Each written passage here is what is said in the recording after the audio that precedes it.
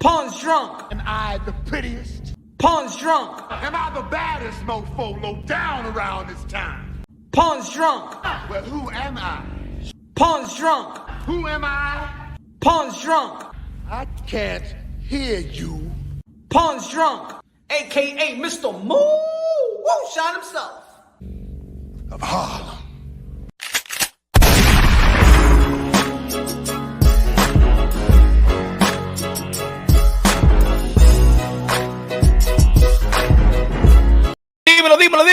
Dímelo, mi gente.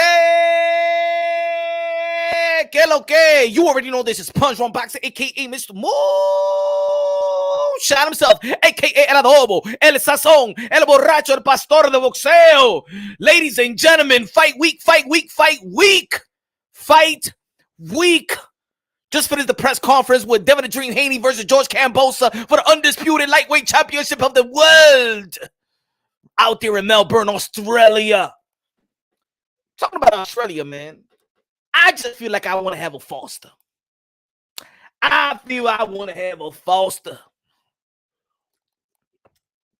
Foster, Australian for beers. Ladies and gentlemen, this live is gonna brought to you by Foster. Get it in your deli, liquor, gas station near you. Ladies and gentlemen, the press conference kind of it ain't selling. It ain't doing no justice, to be honest, man. It was kind of a boring type of press conference. You know what I'm saying? You saw, and I know that the announcer, the host, he wanted to spark something up. He the first question he asked Devin Haney. Well, you know, George Kambosos, he called you a rat. He called you an informant. He called you a snitch.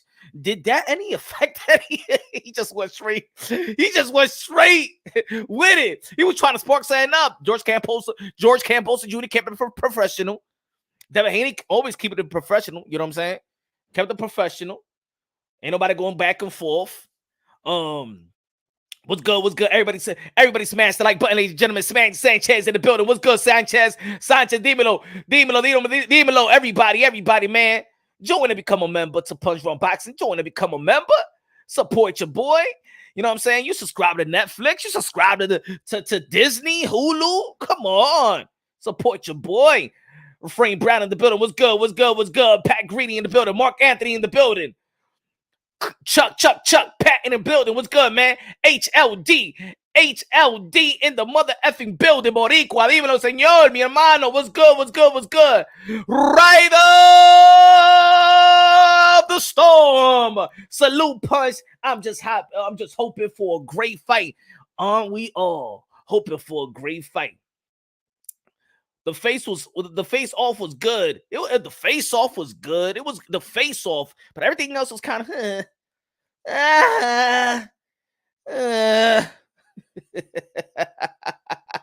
G Funky in the building. What's good, man? G Funky. Everybody subscribe to my brother G Funky. What up, Punch? I think Joel Jura is better trainer than Bill Haney. I mean, look. We're gonna be talking about hey, y'all already know it's Happy Hour Thursday. It's Happy Hour Thursday karaoke night. So I'm gonna be and I'm gonna send the link for the members. I'm gonna send the link for the members and let me just, you know what I'm saying, let me take care of the intro. But we're gonna be talking about everything. Y'all already know that I always say that boxing translates to life itself. You see the title, see the thumbnail. We're gonna be talking about why I chose the title of today. Why did I choose this? And some people gonna be like, what the fuck is Punch gonna be talking about? What does he mean about teachable moment? I mean, if you got common sense, you understand what I'm going to be talking about it, because I believe that this situation is a teachable moment for everybody involved, everybody that's looking at the sport of boxing, everybody that's looking at this situation. I think a lot of people is not talking about what I'm about to talk about in terms in reference to the situation what's going on. Bill Haney won't be able to be with his son. Bill Haney, trainer, father, manager, won't be able to be with his son because of what happened 30 years ago. You know what I'm saying? He was locked up in federal charges and things of that nature. And we're going to be talking about, you know, decision making. We're going to talk about good deeds and bad deeds. We're going to be talking about even if you did a mistake in the past, you know what I'm saying? And you was a great citizen after, you know what I'm saying? the unfortunate circumstances that you had to go through, or you know what I'm saying, that we all from the hood, man. So we know we on survival mode. You know what I'm saying? We got to get it how we got to get it. But we're gonna have to educate the people now. It's a teachable moment. You understand what I'm trying to say? It's a teachable moment, ladies and gentlemen. We're gonna be talking about good deeds and bad deeds, and just what what the past could affect the future. You know what I'm saying? When you think that, oh man, it's a long time ago, and look at the biggest moment of his son's career, the biggest moment probably in his life, everything that they work for, you can't share that moment because of the bad deeds that you did in the past. So, you know what I'm saying? We got to talk about the teachable moment. Smash the like button, ladies and gentlemen. Smash the like button. What's good? Anali in the building. Anali, Brandon Hooker in the building. What's good, man? What's good? Gotta give it up to Team Haney making their presence known. Yes. Yes, I like it. I see that there was a good balance there. There was a 50-50 there. You could hear the and new. You could hear that and still, but you heard the and new. So Devin Haney out there, you know what I'm saying, got great support. And again, we got to give kudos to Bill Haney, because Bill Haney is, but the people that's with his son is because, you know what I'm saying, Bill Haney was moving the pieces and stuff like that. Put everybody in place. Shout out to Serafina. She's out there as well. You was hearing her scream and new. So I already know. I'm like, Serafina's there. I know her voice. You know what I'm saying? And that's the way you got to support. You got to support loud. Just like when people from abroad, foreigners, come over here in America and they loud. The UK is loud. The Philippines are loud. The Mexicans are loud. Everybody is loud when they come to America. The Argentina people several weeks ago versus Jamel Charlo, they was loud. Bang, Argentina. And you saw Jamel Charlo saying USA, but the Argentina with the drums and stuff drowned it. And I was tight because I said, what the fuck is going on with the Americans? What's going on with y'all, man? Come on, support. You gotta be loud. You gotta clap. Let's go. The chant. You can't let nobody take over in America. But that's what I like. I like the support that I've seen out there. Let me get a little zippity zip. Oh yeah. Let me get a little drink down. Get a little drinkity drink there. 30 years. Jeez. That's ridiculous. People make mistakes. Yes. Man, but we got to be talking about it because, and again, this is a teachable moment. Certain things that you did in the past, you think that's is all washed away. You think it's forgotten. You know what I'm saying? Boxing translates to life itself. I always say that, man. We all live in a 12-round bout. You understand what I'm trying to say? Sometimes we got to make adjustments. Sometimes we winning. Sometimes we losing. Sometimes we need to take a knee and step back and go back to the and prepare for the next round and stuff like that. Sometimes we get knocked down. Sometimes we win by a margin, and then we got that blow, boom. You know what I'm saying? It's like Julio Cesar Chavez versus Sergio Martinez. Sergio Martinez is schooling Julio Cesar Chavez Jr. throughout the whole fight. And then at the end, the last round, Julio Cesar Chavez almost got him. So you could be winning. And then in the end, you could turn like Bill Cosby. You feel me? Winning all your life. And now look at you. You could be like R. Kelly, winning all your life. And then look what happened. You feel me? Ladies and gentlemen, smash the like button. Smash the like button right now. HLD said, this has to be worse punishment for Bill than serving the time in the joint. But this is a teachable moment. Facts, man. Facts. And the thing is, I'm hearing a lot of people I see boxing content creators, I see independent media talk about this situation and be like, damn, man, he should be there and stuff like that. And why this is happening and why he's not there. But yet we gotta go. We all gotta have responsibility and accountability in what we do in our lifetime. Not just what we do today. Sometimes you make mistakes in the past and then you become a born-again Christian. You find Jesus. And you think that the past is all done. You know what I'm saying? You think that you're forgiven. You understand what I'm trying to say? Sometimes that comes back. It haunts you. It haunts you. And now the past and the bad deeds of Bill Haney, you know what I'm saying, has come to haunt him. You know what I'm saying? On one of the greatest days of his son's life. Everything they've been working for. We seen Devin Haney grow up since yay high. He was like I said yesterday, he was the first YouTube boxing sensation. All this social media stuff, Devin Haney started this. He's the one that started this. wasn't Ryan Garcia. It wasn't Javante Davis. It was Devin the Dream Haney. Devin the Dream Haney was the first social media sensation in boxing. So we seen Devin Haney. We seen Devin Haney in the TMT gym. We seen him grown. So we seen the level of, you know what I'm saying, how you say it, man, Bill Haney did a wonderful job in having a bunch of Mr. Miyagi's around Devin Haney, you know what I'm saying? Just schooling him, mentoring him, put the right pieces, put the right people, from Roy Jones Jr. to Zab Judah, and Zab Judah's dad that's with him right now, from Floyd Mayweather Senior, Roger, everybody, you know what I'm saying, that's been involved in Devin Haney's career. Bill Haney has done everything right. Having the best contract, getting the money real young, getting that DAZN deal. You know what I'm saying? The Showbox deal, the DAZN deal, and then this Top Rank deal. You got to give a lot of kudos to Bill Haney, and that's why I said that he should be manager of the year nominations as well. Smash the like button, ladies and gentlemen. What's good, man? What's good? 28. What's good? What's good? Starborn. What's good? What's good? What's good? Derek in the building. What's good, man? Mauricio. What's good? Smash the like button, ladies and gentlemen. I know people's coming. It might be coming. You know, the haters. The haters may be like, "What the fuck is it?" I know that punch, and you know what I'm saying. Bill Haney had their differences and shit like that. What the fuck is going to be talking about? Going to be talking about shit. Hey, yo, I give credit what credit is due. I was never against the Haneys. Like, I ain't never against any fighter. Never. I built this channel to put a spotlight on fighters. To put a spotlight on fighters, to be there for the fighter. The modern day warriors, modern day gladiators, they put their life on the line for pure entertainment. I created this channel to preserve the sport of boxing, to preserve the modern day warriors, modern day gladiators. My beef always was with the WBC. When I said drop the belts, it's because I ain't want Devin Haney to go through what he was going through, the type of criticism that he has, that his brand have taken. That's the reason why I said, man, drop that belt. Just like I said a long time ago, Jamal Charlo to drop the belt. That was the first time I said, yo, Jamal Charlo, drop that belt. Devin Haney, I say he's a trailblazer. There's certain fighters that could make the decisions that other fighters can't. Devin Haney came as a boss. Bill Haney did the right job to put his son in position to become a boss so he could actually set the tone for this era. Like, hey, yo, Belt Federation, you're going to be playing this shit. You ain't going to be playing. You're not going to devalue us. You ain't going to be playing around with me and then take advantage of us and then play the sanctioning fees. And you heard what Bob Arum actually said today. You heard what Bob Arum said. And then we also heard what Andre Ward have said in the past. You know what I'm saying? He was like, hey, the good thing about it, there's the undisputed bout for all the belts. And I didn't feel like Bob Arum actually acknowledged Bill Haney as the champion. He was just talking about belts, but he didn't refer Devin Haney as the champion if you really listen to the press conference. But anyway, 12%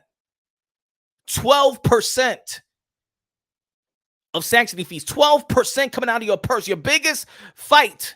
And this is why the fans got to understand why a lot of unification bouts don't happen, why there's fighters that are not ready to become champion. You know why they're not ready to become a champion? Because they're not ready to afford to stay or become a champion. Do you understand? A lot of fans don't want to understand the business of boxing. 12% to become undisputed. This is why you don't see a lot of undisputed champions in the history of the sport of boxing that defend their undisputed. They sometimes drop a belt, drop here a belt. You remember when Floyd Mayweather fought, what's his name? The guy from Argentina, I forgot his name. And he dropped the belt because he said, I ain't going to be paying for that sanctioning fees. He dropped the belt. Think about it. Let's say you making like $750,000 and you got to pay that 3%. You'd be like, nah, man, hell no, man. And plus the taxes. You heard what Smith said in the Boxing Voice today. He was supposed to get $11,000, and then after the fight, they gave him $3,400. He had to pay the sanctioning fees of the trinket belts. Multiple sanctioning fees of the trinket belts, plus tax, plus the camp. There's a lot of fighters right now that can't even afford a true camp. Y'all remember Amanda Serrano when I had her when we had the interview for the first time and she was saying that I never had a camp in my life? You almost 40 fights deep in your career and you never ran a camp.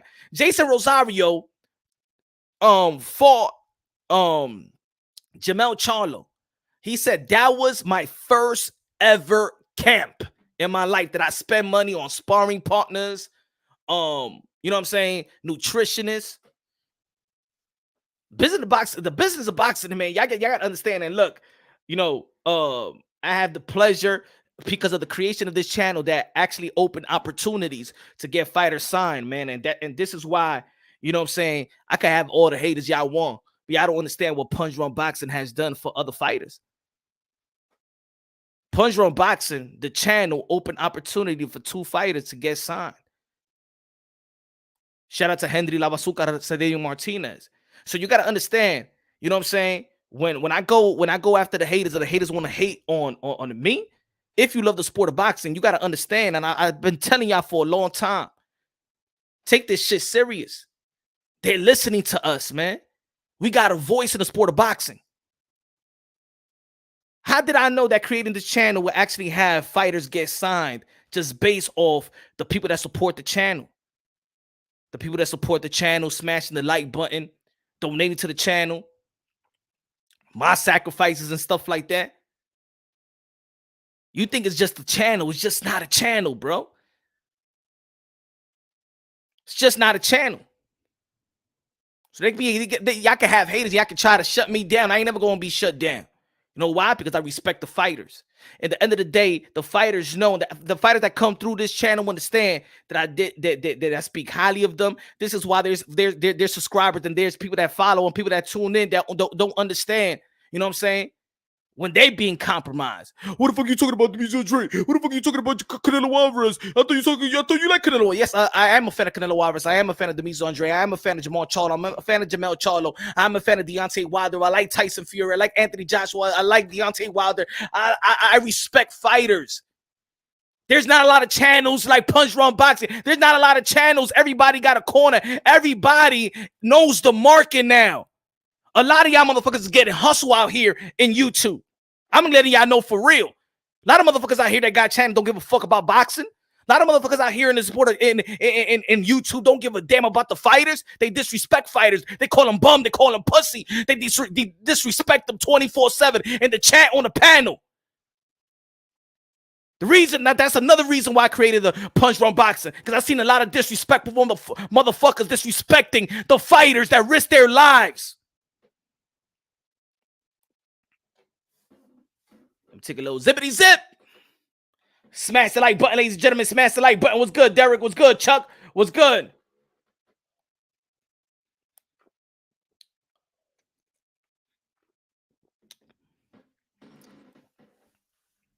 Now, I respect there's a lot of boxing content creators that keep it unbiased, logically, and objectively. But the hardest market, if you want to create a channel, if you want to be independent media, so to say, the hardest, but yet the most gratifying, is to be unbiased. It's easy to run your channel and just talk about Canelo. It's easy to run your channel and just talk about Deontay Wilder, or you know what I'm saying? It's a market. It's a market. Either if there's a big enough fighter, then you understand that there's going to be haters and they're going to be supporters. There's channels out there that's going to be talking great about Manny Pacquiao, but can't talk about Floyd Mayweather. You're going to compromise the fan. Nah. It's either you're Manny Pacquiao or either you're Floyd Mayweather. Because if you get props to Manny Pacquiao, give floors to Floyd Mayweather, then the fans and the subscribers be like, what the fuck? Nah, hell, fuck, he's a Flomo. Nah, Pac Charge. Nah, I'm out of here. I'm out of this channel. The hardest thing in YouTube boxing talk is to be unbiased. Motherfuckers is picking the corner right now. Everybody just following the market, and everybody understands, even the boxing content creators. Yo, there's a lot of boxing content creators out here. They smart. They very smart because they believe that you're stupid. I'm letting you I know the game right now. I'm letting you know the game. Letting you know the game. A lot of motherfuckers is not doing it for the sport of boxing. A lot of motherfuckers don't give a fuck about the fighters. A lot of these motherfuckers won't even get out their motherfucking couch and go to a fight. They can't even see the fighter that they was talking shit. That's why they don't go to the fights. Because they may be having a popping channel, but damn, the way they grew it was to discredit, to disrespect the fighters. And yeah, people find it entertaining, but they can't go to a fight and look at that fighter's face. That's why some of these motherfucking channels be like, I don't give a fuck about interviewing. Yeah, you can't interview him because you're disrespectful motherfucker. That's why. That capitalize off these fighters. Samir in the building, what's good, man? Samir in the building, what's good? What's good? Smash the like button.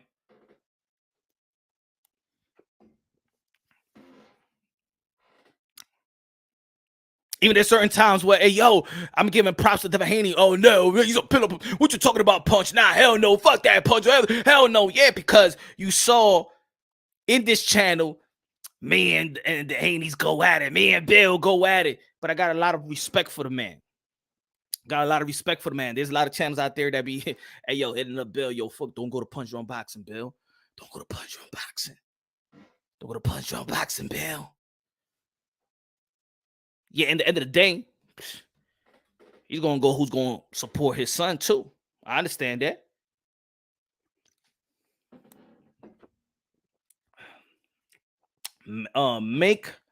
Make more money, biased channels or unbiased channels.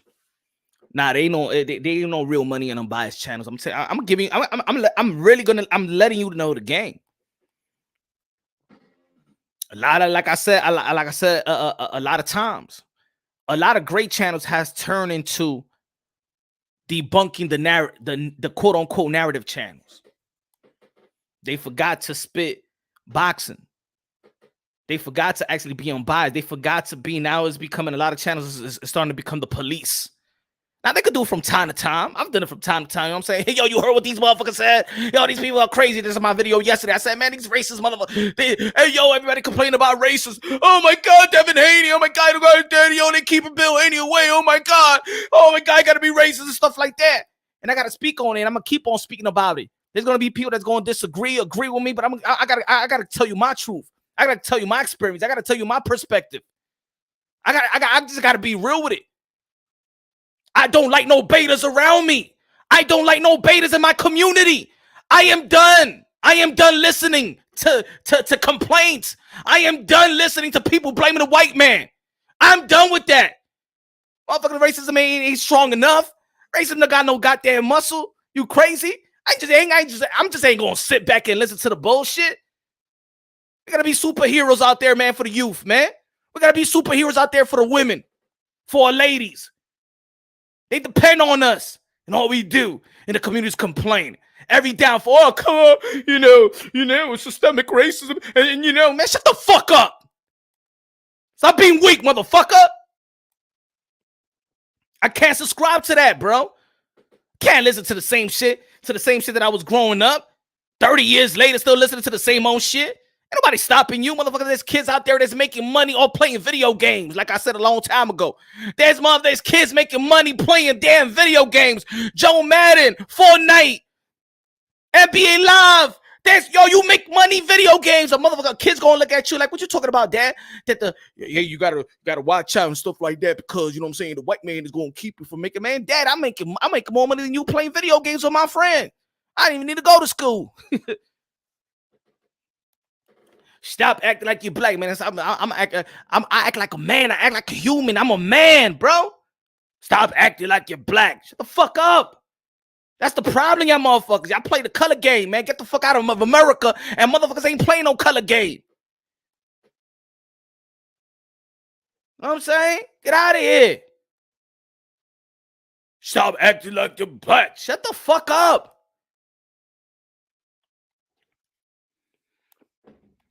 Weak ass links, man. Oh, yo, but Punch, why you always hard? Why, man, I'm gonna be hard on the people in my community, man. Because it's my community. I can't speak about other communities like that, but I'm gonna speak about mine, and I will know what I see. And I know the pros and cons, and I know the weakness, and I know where we could be strong, and I know the solutions. Smash the like button, ladies and gentlemen. Smash the like button. Years hearing about all these excuses, and then I hear from grown-ass men. Fuck out of here. Ain't nobody stopping nobody out here. Ain't nobody keeping nobody to from gaining or earning or achieving a goal. Ain't nobody stopping nobody out here. And we're gonna be pushing that. We're gonna be pushing that message. We're gonna keep on pushing that message, man. I don't give a damn if anybody agree or disagree. The solution is stop acting like a little ass bitch. That's the solution. The solution is stop acting like a damn beta. That's the solution. That's the solution. It's like I dropped one of the shorts video and I say, hey, yo, Devin Haney is handling this shit like a G. And maybe because his pops is a G as well. So Devin Haney's handling this situation. We the one that's actually be like, hey, yo, I don't know if Devin Haney could do this all by himself and stuff like that, man. Devin Haney said, man, I could do it by myself, man. I'm gonna become champion, become undisputed by any means necessary, whether my father is there or not. My father already done the job. All I gotta do is execute everything that he has taught me. Everything that the Mr. Miyagi's around me, that build me and mold me, has taught me. Today is the day, June 4th, meaning today is the day to actually execute everything I've learned. That's why I always say that fatherhood is prominent in the sport of boxing. That's why boxing is beautiful, because fatherhood is so prominent in the sport of boxing that in society outside of boxing, they be like, there's a lot of fatherless children. That's what's wrong is our community. Fatherless children. But look at what we're seeing right here, right now. What we see. What we heard today in the press conference. The only people that believe in George Cambosa, what did Lou DiBella say? Jim Cambosa, father and son. Virgil Ortiz looking for a trainer. Oh shit, Robert Garcia. Nah, Eddie Reynoso. Man, I'm gonna stay with my dad because he's been there since day one anyway. Matter of fact, when I've been training with these guys, I'm still there. Who's in the corner with Derek James? Yeah, we see Derek James. Yeah, he's a great trainer, but guess what? It's Earl the Spin Senior out there every single fight since day one, since the amateur. Earl Spin Senior's in that corner. A lot of people talking about, oh, yo, but Ryan Garcia, oh, my God, what about Eddie Reynoso? What about Goosen? You know who's in the corner? Henry Garcia's in the corner. Who was trainer of the year of 2020? Yeah, Teofimo Lopez Sr. 15 fights. Came a world champion. Got his kid into the Olympics as well. Beat Lomachenko. Kenny Porter, people even criticize him. We was all like, why are you throwing the towel? Man, ain't nobody know my son like I know my son. Who the fuck is not in your place to even talk about it? You don't train or that's your son. Fatherhood is prominent in the sport of boxing, and that's beautiful. I believe that boxing can actually is the solution for certain things in the community that's going wrong as well. Smash the like button, ladies and gentlemen. I ain't playing around with y'all, man. I'm here for my health, man. We preaching out here, bro. We preaching out here, man. This is the good message. Or you want drama. Or you want, hey, yo, Punch, you know what you should do? You should go out there and be Southpaw. That's what the fuck y'all want to talk about? Or y'all want to talk about some real shit? Some real boxing shit? Some real life shit? Or y'all want fucking drama? Y'all want that little whack-ass drama? Hey, yo, Punch, what about yourself? What about you? What debate him? Shut the fuck up, man. We talking some good, real shit out here in Punch Drunk Boxing. Shout out to Floor Mayweather Sr. as well. Shout out to Henry Garcia. Shout out to Ben Whitaker. Made a great decision in signing with where Anthony Joshua was the management. We even see it. Look at Eddie Hearn. Eddie Hearn, one of the prestige promoters in the sport of boxing. Look at Barry Hearn. Fatherhood is prominent in the sport of boxing, ladies and gentlemen. Excuse me. Preach. What up, Chuck? Kobe in the building. What's good, BX? What's good, baby? What's good, man? Oh, yo, Punch, why are you talking about this, man? Because this shit needs to be talked about, man.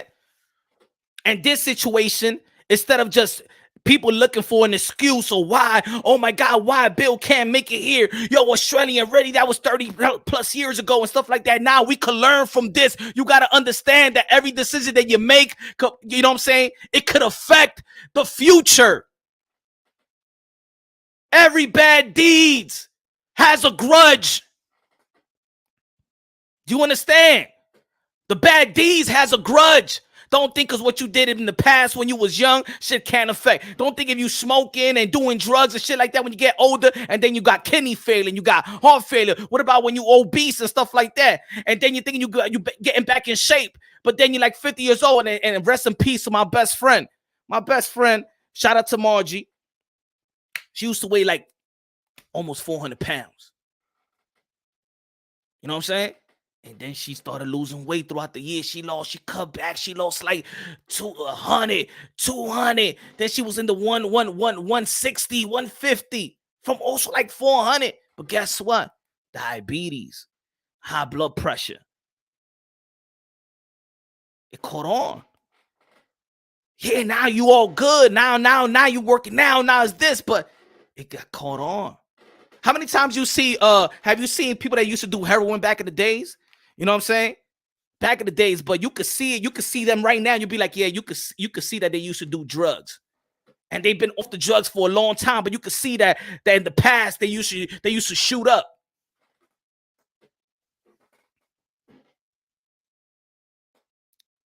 That's why I always say, hey, yo, man, have your personal relationship with God. We ain't all perfect, and I ain't all perfect. Like, I'm drinking Foster. This could affect me in the future as well. But I got to take accountability that I'm drinking this. And then one time I'm going to be like, and the doctor be like, well, we used to drink, you know what I'm saying? Your liver and stuff like that. We used to drink back then and stuff like that. I ain't drinking right now. I'm good. Yeah, but you got your liver's failing. Oh, because we think it's all good right now. Nah, man. And that's what's happening. We got to understand. We got to use this as teachable moment.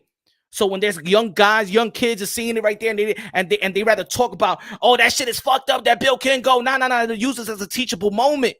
That you could do something bad in the past. Look, he got locked up in 1992. Devin Haney was not even born. But look, the past has affected today. This is graduation night. June 4th is graduation night. Everything you have worked for, everything. The dream, when you hear about Devin, the dream to June 4th is the dream date. But because of the bad deeds, you can't share the biggest night of your son's life. And this is not a shot. This is a teachable moment for the people out there that if right now you're thinking about doing something bad, right now you might be selling drugs, right now you're about to stiff somebody up. Maybe you're going to bust a nut right now. You're going to cheat on your wife right now. You're about to go to the lounge and you're about to fuck some shorty up. And you good at home. You got your kids. You living with your kids. You living with your wife. Your wife is good. She does everything for you. She take care of the house. She take care of you. She treats you like a king. But that nut that you might bust is going to change everything. And maybe you're going to bust a nut on a shorty and she want to keep the baby. And then that shit fucks up your whole family. And then it is an embarrassment. And your wife could take you back. But nah, it ain't never going to be the same. That little one mistake could fuck up the best thing that ever happened to you. That one mistake could fuck up your peace.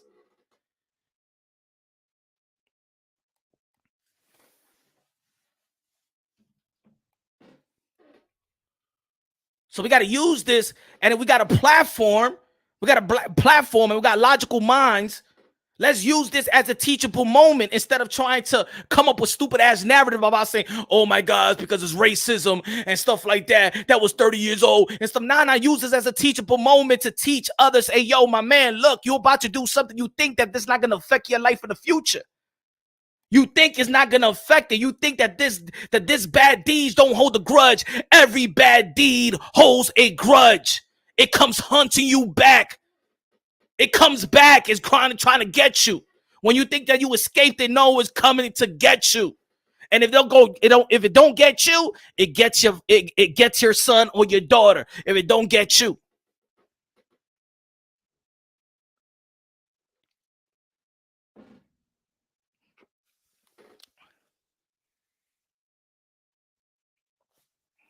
What's good, Diaz? What's good, brother? What's good, man? What's good? You know what I'm saying? It's lurking. But also when you treat people good and you treat people fair, when you're down, it's like what people say that sometimes it takes a village to raise a child. Bill Haney's good deeds is why he got a great team. When he's not there, people voluntarily step up because At the same time, yeah, he may have done something unfortunate, and I don't know the details of it. You know what I'm saying? I know a lot of people that get locked up and you know what I'm saying, wrongfully locked up, you know. But also that doesn't mean that you're a bad person. We raised in the hood. There's a lot of people out there that done shit because they want to. There's other people that done shit because they had to. And genuine people, good-hearted people understand that sometimes you may have done bad deeds, but just to survive. And that's the cause we have to deal with. You understand what I'm trying to say? But Bill Haney is also a good person, and this is the reason why you got people around Dev right now. Have you ever thought about this? You know what I'm saying? Have you ever thought about if you ever passed away? If you ever passed away, who's gonna be there for your kids? You know, some people got godfathers, godmothers, and things of that nature. You got family, you got good brother. That's your kids' uncle and aunties. But if you treat people good along the way, when you're not there, they take your child like their own. And that's what's happening. That's what's happening to Devin Haney. You saw the support out there. You didn't know, to be honest, if you don't know that this is if you didn't know where was this fight hosted at or going to be hosted at by the crowd, you don't know that he's in Australia. That's the support that I wanted to. That's the support that I wanted to hear. Tienes que dejar tu pollo valor. Kobe said, let me go grab this beer. My whole city, couple states raised me. And I seen a lot, done a lot, but we here to be the best. We can be and lead those who bring into the world and others without lead. Look at the opportunities that's given. You know why? Why is the opportunity? In the end of the day, if you look at even the fathers, man, if you look at the fathers, you got Henry Garcia that's been locked up. You've been you know, Tio that's seeing that been through what he went through. You got Bill Haney that's been locked up. You got Mayweather Senior that's been locked up. But you know what? Most of their story is surviving to take care of their kids. They sacrifice, and this is why you see. Look at the fathers. Yo, look at the fathers, but then look at the sons. The fathers are the OGs. The fathers are the gangsters. From Henry Garcia, Crazy Angel, from Bill, from Tio Senior, all these, and then look at their sons. Stand-up kids, man. You didn't even know their pops was gangsters. They stand-up kid. You saw Devin. Look how Devin Haney represent himself. Like a gentleman out there, bro. That's a reflection of Bill, though. You know, when your kids is acting up, they be like, man, who the fuck raised these kids? But when your kids is acting good, they be like, damn, you was raised well. Look at the chat. Even the Aussie, look at the people from Australia. They can't even hate Devin Haney right now. There's a lot of people I could see to the comment. They can't hate Devin Haney. If you hate Devin Haney, it's because you just hate Devin Haney. But there's people out there be like, I like the way he act. He's humble. That's what you see. He's humble. I like his attitude. He's professional. Everything that Cambosa is saying, you know what I'm saying, is not affecting him. He's game. You know what I'm saying?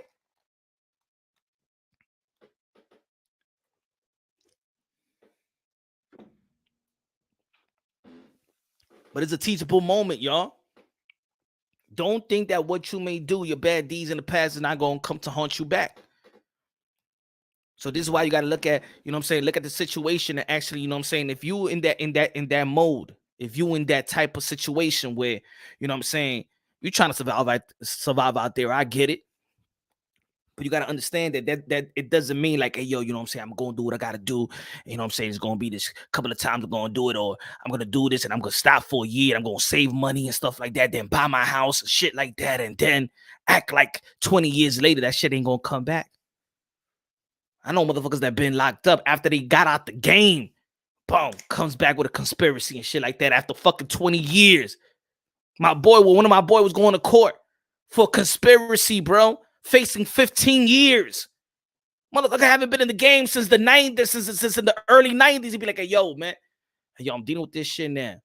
Fucking feds knocking on his door after 20 years about shit that they saying that he was involved in.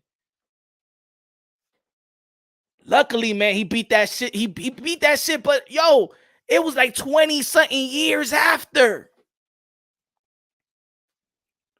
Who's still in the building? What's good? What's good? What's good? La ofrenda. Gracias, mi hermana. Espera, dame a poner la ofrenda para la gente. Espera, señor. Espera. Ahí mimito. Por esta la iglesia de Ponte Dronky. What happened? Ahí la ofrendita. Alabaré, alabaré, alabaré. Alabaré a mi señor. Ahí mimito la ofrenda. Gracias, mi hermano. Justo. Ya va a poner la ofrenda. Ya tú sabes que la gasolina está cara. La gasolina está cara, señores y señoras. Ayudan.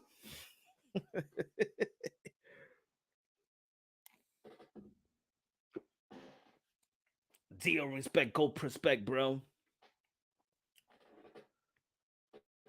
Yep, once you in the system, it's all bad. Yeah, man. Once you in the system, it's all bad. And to be honest, you know who you know that a lot of young kids is already in the system. You know what I'm saying? Bitter baby mamas taking the kid, taking a father to family court. And now the kid is in the system automatically. That's the system. Already putting you on debt. You know the child support. You know what I'm saying? When you're trying to buy a house or buy a car, that's a debt. That's a 18. That's an 18 or 20. Well, depending on what state you in, that's a 21, 18-year-old debt. Your kid is already in the system. Your kid is already going to court because mommy and daddy, you know what I'm saying, fighting. But most of the time, you already know the baby mama is taking your ass to child to family court and shit like that. Bitter beaches. Australian for beer. You already know, JD.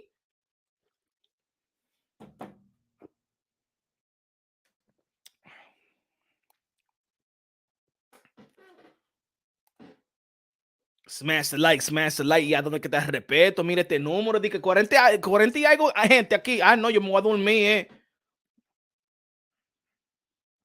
Espera, señor. Esto no es respeto a mí, no, así no. Así no. Y este respeto que me tienen a mí. ¿Ah? Así no, mi hermano. Espera, let me see if you're smashing the like button. Así no. 41, ya. Eso es. Eso es respeto que me tienen a mí, esta gente. Ok, siguen ahí. Mira, le di una interview de Luz de Belly. Mira cómo me tratan la gente a mí. Dice que 47 gente. Mira eso. Eso es respeto que me tienen a mí. Es porque ellos quieren drama. Eso es. Pero cuando yo estoy hablando algo de verdad, something that's gonna help. Mira, di que 49 gente. Mira el respeto que me tiene la gente aquí.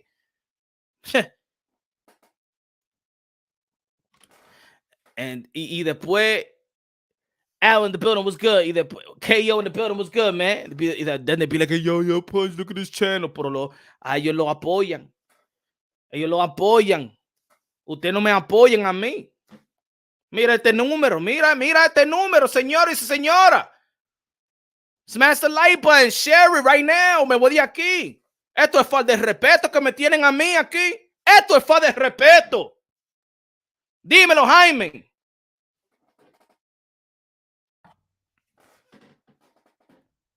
Yeah. I already know I'm Teofimo Lopez. Teofimo Lopez going, you know what I'm saying? He went in on Twitter, man. He went in on Twitter and said, man, I want Jack Catterall, man. They got this fighter, man. I want to fight this dude. I ain't asked for this guy. You know what I'm saying? Teofimo Lopez want that smoke. Teofimo Lopez heading back in the ring August 13th. Samia. Jaime Hernández, dímelo, mi hermano, dímelo, señor. Pero mira estos números, mira de que 45 gente están aquí. Diablo. Ese respeto que me tienen a mí esta gente. Esto es respeto que me tienen a mí. Ok. Ya yo sé. Ya yo sé que yo tengo que hablar mierda, Eso es lo que quieren la gente porque no tienen, they don't have respect for real boxing content. Dame ver. Hit the damn like. Dile justo a esta gente. Samir. Teofimo Lopez went in, man. Let me see. Let me tell you what he was going on Twitter, and him and Jack Catterall saying that he want that Jack Catterall fight. Say that Jose Ramirez and all these guys at 140 been ducking. What I know for sure. He couldn't get that Jose Cepeda because Jose Cepeda manager, Jose Cepeda said, I don't want to fight Teofimo Lopez. They had a meeting months ago, but Jose Cepeda wanted to stay in position in the WBC so he could get that Josh Taylor fight. So I know that for a fact. The same manager for Jose Cepeda is the same manager for Arnold Barboza. I don't know what happened. We had Barboza out here. I thought that fight was going to come to fruition. Teofimo Lopez is not happy with the opponent that Top Rank is picking for him. He won a better opponent. You know what I'm saying? He won top 5, top 10 competition. And him and Jack Catterall is going back and forth on Twitter. And, they was cordial. You know what I'm saying?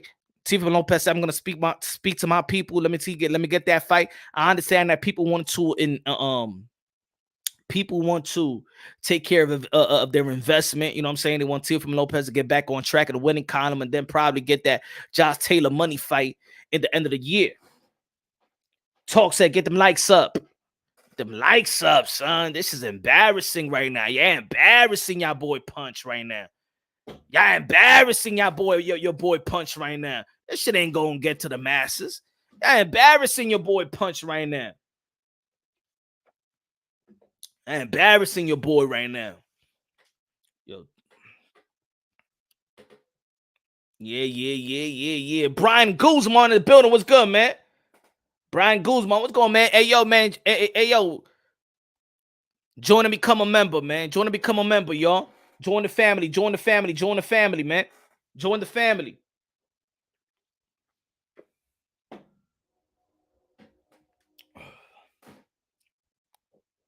Joker said, hey, yo, Teofimo Lopez needs to walk up to 140 from the bottom before taking on the top dogs. I mean, when you've been undisputed, you understand what I'm trying to say? You can't start from the bottom. You feel me? And the thing is, Teofimo Lopez always been like that. Remember, Teofimo Lopez only got 17 fights. Remember, Teofimo Lopez beat Rich Comey in his 15 fights. So Teofimo Lopez is about that work.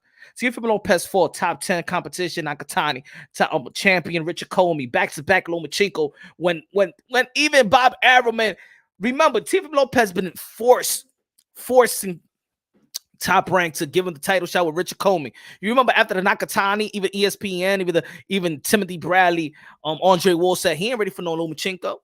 Nah, that he should fight Lomachenko in 2-3 years. Nah, man, Teofimo Lopez, I want that fight. I want the Lomachenko fight. He got that.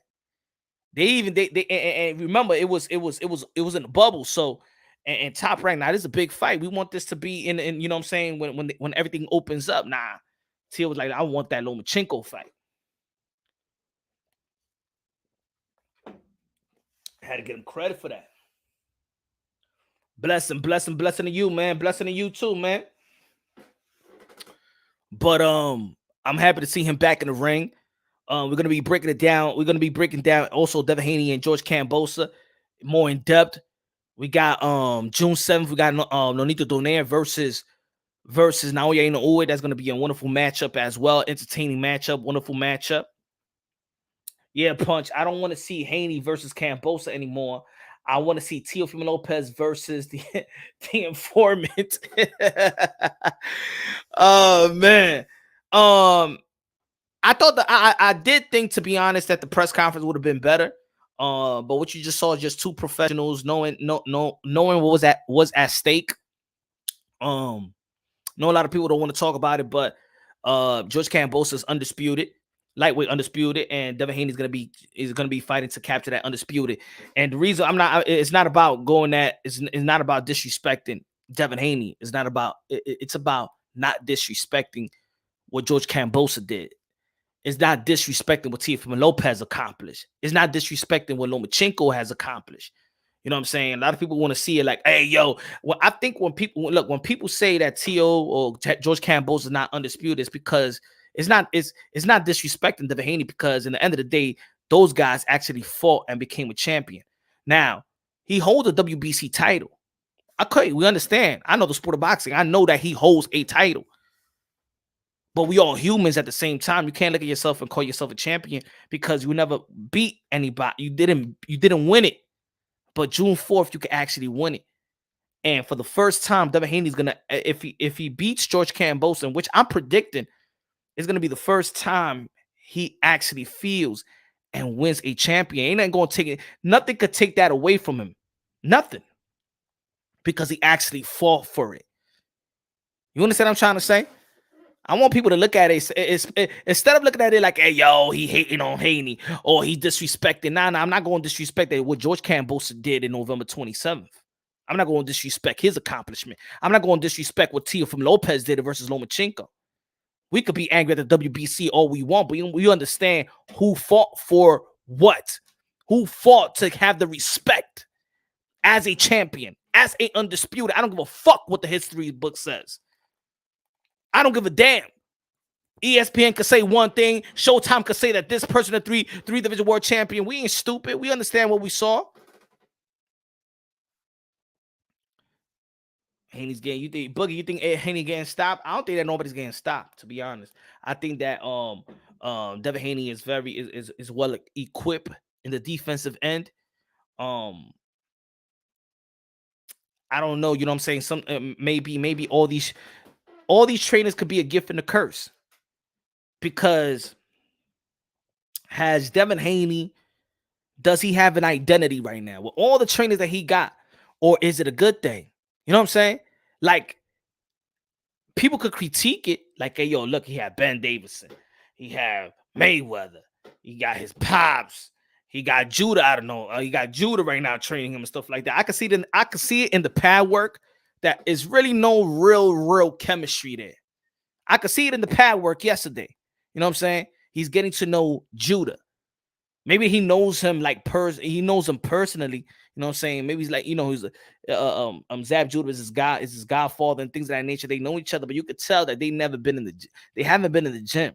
I could tell by the pad work. You know what I'm saying? I could tell by the pad work.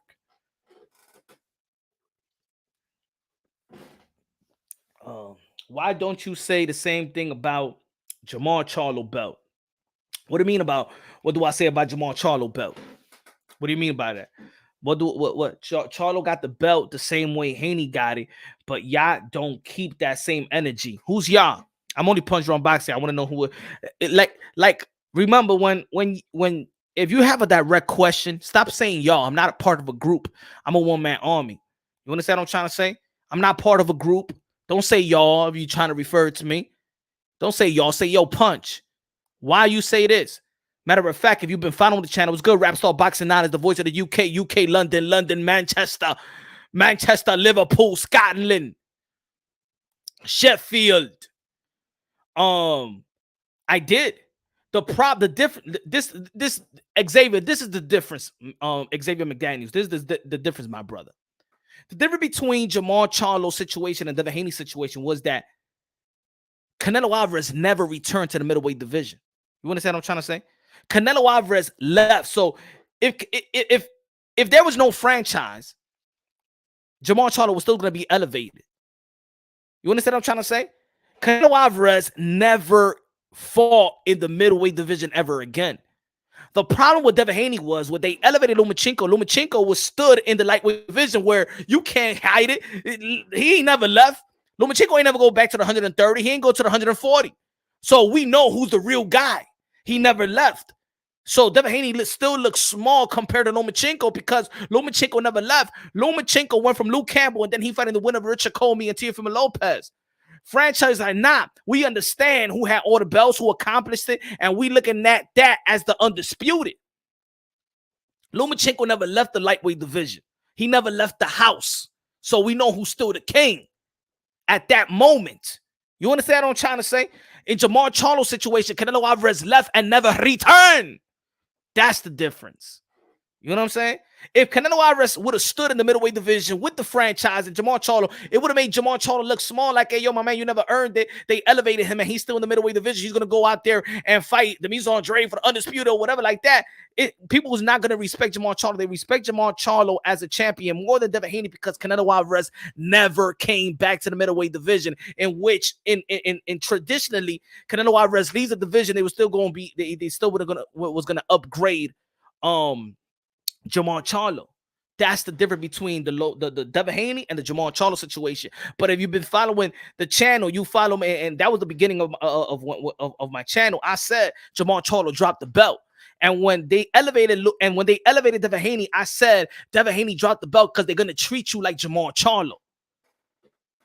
Now, this is all fine and dandy. You know, now it look like, yo, Punch, you remember when you said drop the belt, but look, Devin Haney's going to be fighting George Camboso, you see, and you were saying to drop the belt. In the end of the day, remember, the reason why this fight is happening is because the Russian and Ukraine shit that's going on. Because if that shit was going to be happening, Devin Haney was not going to be fighting George Camboso. He even said it today in the press conference when Lou DiBella said, you know what I'm saying, when the shit, when you know, the Lomachenko was a done deal. When that shit fell apart, then Devin Haney stepped up. You know what I'm saying? Unfortunately, that's what really happened. So Devin Haney got this matchup, even though that's a good matchup in my opinion, but he got this by default. And I said even before, I didn't want to see George Camboso versus Lomachenko. I said it should be George Camboso versus Devin Haney. That's the primary fight in the lightweight division. So I keep the same energy. My fault. Baxi Mateo said, mira, Punch, pero tú tiras buena trompada, saludo. Ya tú sabes, yo tengo que tirar trompada porque yo tengo muchos haters. Pero ahora tú sabes lo que yo voy a hacer. I'm gonna make a video dando galletas a the heavy bag. ¿Cómo es? Porque a estos hediondos le tienen que dar un par de galletas, eso es. That's when you disrespect motherfuckers. Close fist, you respect them. When you slap a motherfucker, porque es una mujer, es un pendejo, es un palomazo. Yo voy a dar galleta in the heavy bag. This is how you slap motherfucker in the heavy bag. Así me meto, coño. Cállate, maldito estúpido. Palomazo. Pájaro. Stop making excuses for Tio. I don't give a fuck. That's my guy. I live, die, win, lose, or draw. I rock with my boy Teofimo Lopez. Fuck, ain't no excuse. Teofimo Lopez will whoop everybody's ass in 135. Yeah, I got Teofimo Lopez being Tank. I got Teofimo Lopez being Haney. I got Teofimo Lopez being Lomachenko. I got Teofimo Lopez being everybody in 140. You know what I'm saying? Yeah, Teofimo Lopez, take over, baby. Take over. And what? Stop making this good for Teofimo Lopez. Teofimo Lopez is going to be the motherfucking king in 140 once again. Yeah, I said it. Fuck out of here, man. The truth, speed, and power.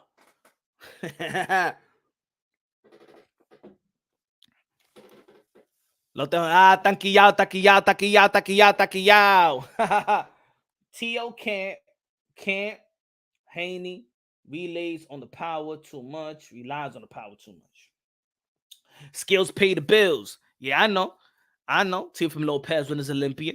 I know skills pay the bills. He beat Lomachenko, the guy that was regarded as high tech, the guy that was regarded pound for pound, 1, 2, 3. You can flip it around all over the world. You know what I'm saying? When everybody thought that the only way that Teofimo Lopez could beat Lomachenko if he could knock him out, fuck out of here, man. He got the intellect, he got the physical ability. Teofimo Lopez is the goods. Teofimo Lopez is the X factor. Teofimo Lopez is going to be the king in 140 in no time. Let's go. And what? And what? Let's go, Tio. Let's go. The takeover. The takeover's here. The takeover never left. Let's go. Rap star, a platinum member. He did beat an injured Loma. Yeah, he was injured too. Remember, Teofimo Lopez had foot surgery. Yeah, when he had soldier surgery, Teofimo Lopez had foot surgery. Yeah, he was injured too. Yeah.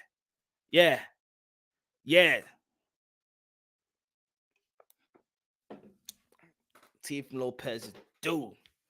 a monster, freak of nature. Yeah, I was there. I don't give a fuck what y'all think. I was there. I said, man, yo, you crazy gonna step in that side of that ring. And I put it on Twitter for the first time. I said, because then I gotta let the people know what fighters have to go through. We was in a hotel, boom, in the restaurant. Teofimo Lopez's mom came down with her pajamas. We can't do it, man. He need to take him to the hospital. Telling Senior, go upstairs, get him. We need to go to the hospital. It's getting worse. Family begging them. Go to the emergency room and saying, nah, I got to fight. I can't pull out from this fight. I got a lot of people. I got a lot of people depending on me to fight. That was the mistake. But that's why I even told Teofimo Lopez when he was in the hospital, I said, yo, my man, that what you did versus Kambosa, shit, was better than what you did versus Lomachenko. Because you're a crazy motherfucker to get inside that ring. Yep. Oh, fuck what y'all say. These are the facts. I was there. I don't need a lot of nobody. I was there. Teofimo Lopez 100% will be everybody. Teofimo Lopez 100% will be everybody. Everybody. Everybody. Say, yo, Punch, yo, I feel quadruple worse than I ever felt. I'm like, yo, why you don't pull out the fight, man? He said, man, I can't, bro. Can't. And you know what he said? And I'm like, yo, I do it for the, I can't do it. I got to do it for my fans. And I seen how people treated him after. I said, man, don't die for these motherfuckers out here, bro. He woke up. I know that shit. That's the only shit. That's the only shit because he was trying to do what retro fighters was doing. I said, motherfuckers don't really, man, they haters, bro. Haters out here, man. They don't give a fuck about your health, bro. They don't give a fuck about your health.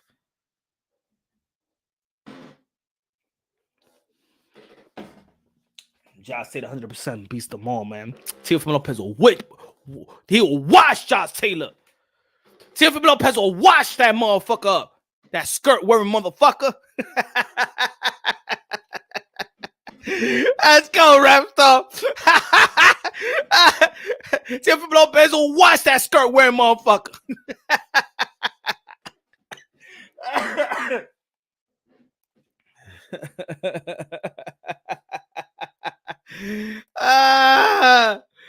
The most hated man in boxing, man. You already know, man. But don't worry, bro. August, man. August, you're gonna come right back, bro. August, watch. He gonna be this again. Put it up, man. Fuck these motherfuckers haters, man. Let's go.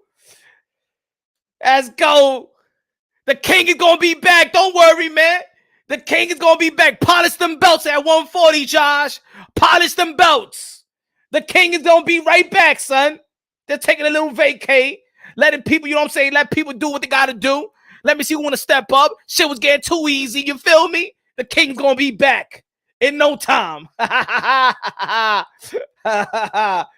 Yeah.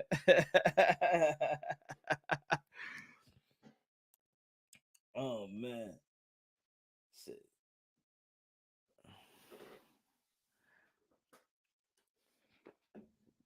Teo don't prove and still moving up and wait. Yeah. Look what he's saying. What he's saying, look. Hold on. Let's go what Teo was saying, man. Hold on. Teofimo Lopez want all that smoke. He proved to us he wants all the smoke. Let me put that shit back. He said, yo, Teofimo Lopez, he tweeted, man, I asked for Jose Ramirez and all the top heads at 140. We still discussing on a fighter. These fighters don't want nothing to do with me. And Josh Taylor, a whole ass bitch. Man's protected like he's on Wicksec. Hey, goddamn it, I was born in the wrong era. Let's go. Teo back. told Jack Catterall, yo, Jack Catterall, don't. He said, man, say less, my guy. I have a blessed weekend. Enjoy your family. Talk soon. He said, man, I got my team working on it. That's what I'm talking about, man. Teofimo Lopez trying to get that fight.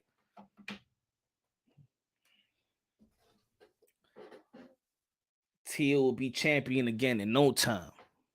No time. The WBC saved Josh Taylor. WBC saved Josh Taylor by saying that he's mandated to fight Jose Cepeda. They saved his ass.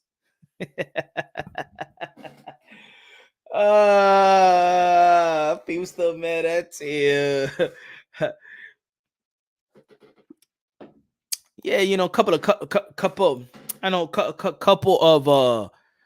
channels, they still mad at Tio because it's funny, they were so happy that Tio beat Lomachenko, but then they got their panties wet, you know what I'm saying, over the Deontay Wilder shit, because Teofimo Lopez said, yo, stop acting like a bitch and shit like that, so they hated on Teofimo Lopez. You know, that's what it was. That's why they hate Teofimo Lopez. Motherfuckers couldn't keep it boxing.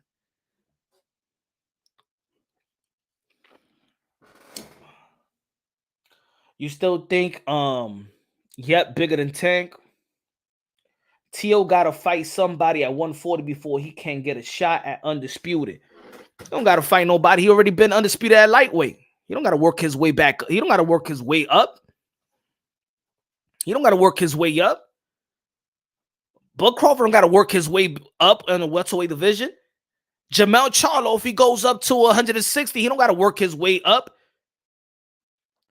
Alessandro Uso don't gotta work his way up in the heavyweight division, man. Couple of fights and there you go, man. Give me Josh Taylor, man. That's the biggest fight in 140 anyway. What's the biggest fight in 140? What's the biggest fight in 140? What's the biggest money-making fight in 140? What's the pay-per-view fight in 140 right now? Name it to me right now. What's the pay-per-view bout in 140? Go ahead. Nah, Tank ain't 140, man. He's saying he's gonna stay in 135. That's what Tank said. In 140 right now. Tell me who's the pay-per-view fight. 140. Tell me. It's not Tank. Tank said he ain't gonna go to 140. He's gonna stay in 135. Tank versus Tio. Shit. You got Rolly out jabbing Tank. Man, please, man. Teofimo Lopez will whoop Tank ass, man.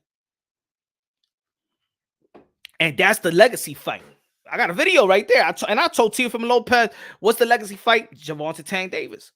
His pops, what do you think is the legacy fight? I said Gervonta Tank Davis and Teofimo Lopez. That's the mega speed and power.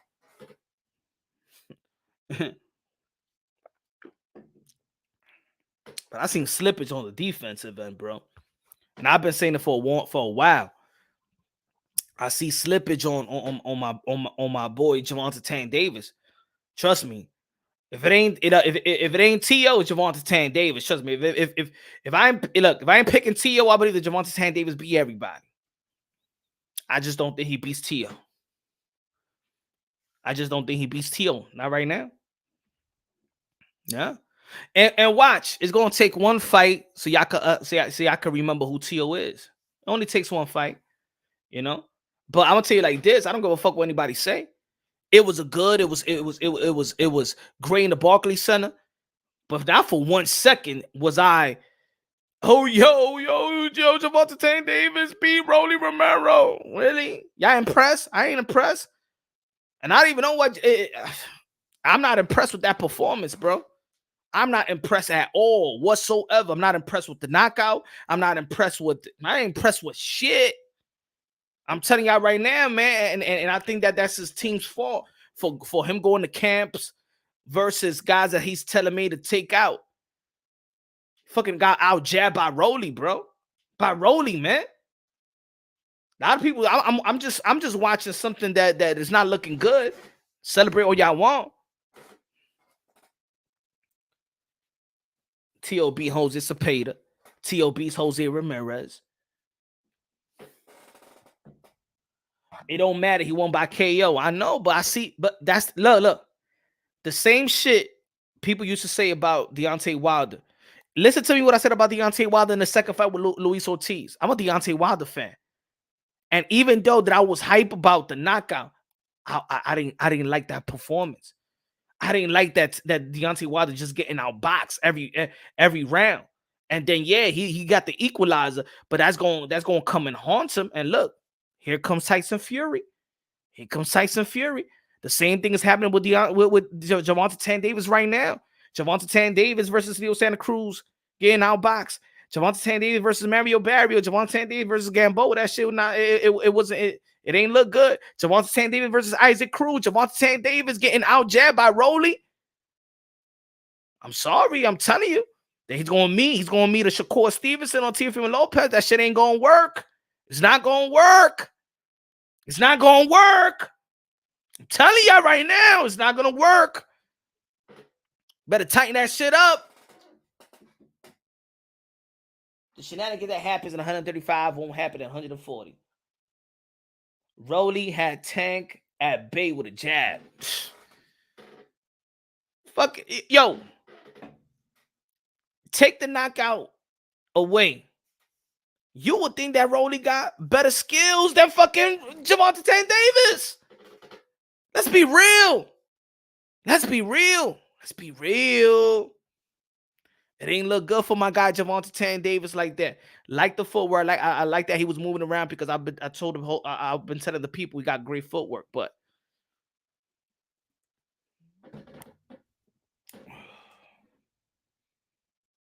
you dudes funny. Y'all block dudes from your chat after hating lane. I don't know what the fuck these people talking about.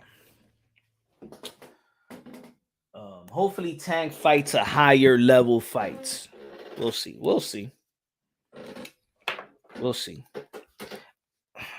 Rolly is huge. Come on, Tank. He little at 135. Rolly is not a pushover. Nah, man. Hey, yo, smash the like button, man. Smash the like button.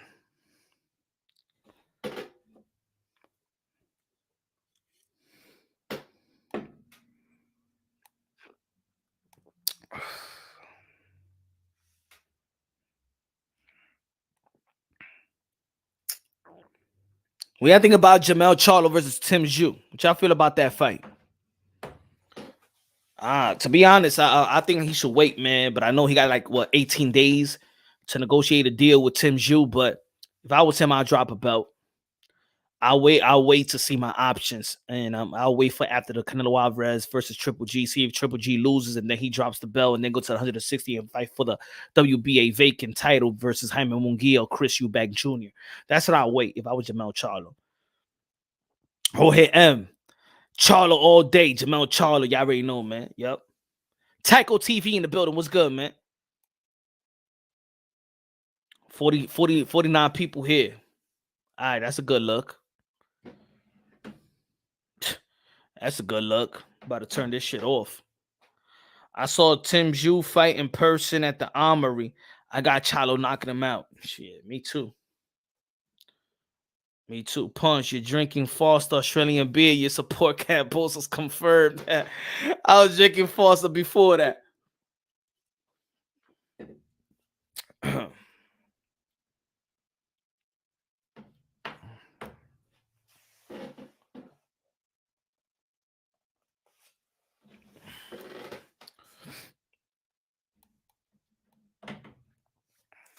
Jaime Hernandez. Yo casi me voy de aquí. Mel will beat Tim Zhu. Tim Zhu looked slow in his last fight. Punch, I'm going to be honest. Tank versus Isaac Cruz rematch better. Hey, yo, KO Media, that's what I said on Twitter. I said the realistic fight for Gervonta Tank Davis is first the rematch with Isaac Cruz, Gary Russell Jr., and Michel Rivera. If he resigns with Mayweather Promotion, that's the only fights I see. I see him rematching with Isaac Cruz, PBC, or Gary Russell Jr., and I think it'll do good even if they come back to the Barclays Center. Gary Russell Jr., you know what I'm saying, for the DMV, Gary Russell Jr. versus Gervonta Tank Davis in 135. If Gary Russell Jr. can make it up there.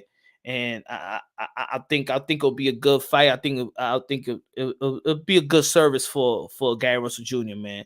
And rest in peace, his dad again. I would like to see Gary Russell Jr. versus Javante Tank Davis and let him get a big fight, man. I think he deserves it. I think he deserves that fight. You know what I'm saying? Because to be honest, that Leo Santa Cruz, Javante Tank Davis should have been Leo Santa Cruz and Gary Russell Jr. Should have been that fight. PBC should have done that fight for him.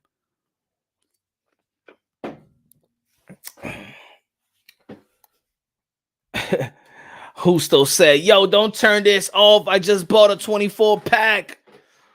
Good looking out, Husto. Good looking out. All right, I'm finished the Foster. I just don't feel the love, man. I don't feel the love. But good looking out, Husto. I feel disrespected right now. You feel me? I feel disrespected. Your boy feel disrespected. Not by y'all. You know what I'm saying? But I feel disrespected. They're not respecting the grind. They're not respecting the work, you know? Now, Ryan Alaki really wants Tank, depending if he wins this next one. Gracias, Justo. Mira, esto está bueno. Yo voy a buscar otro también. What happened to Garcia versus Cruz?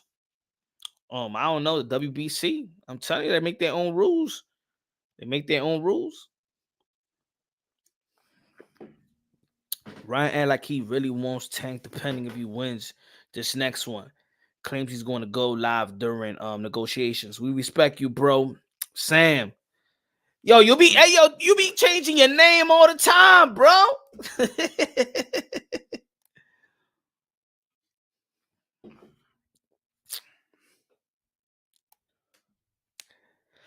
Jaime Hernandez.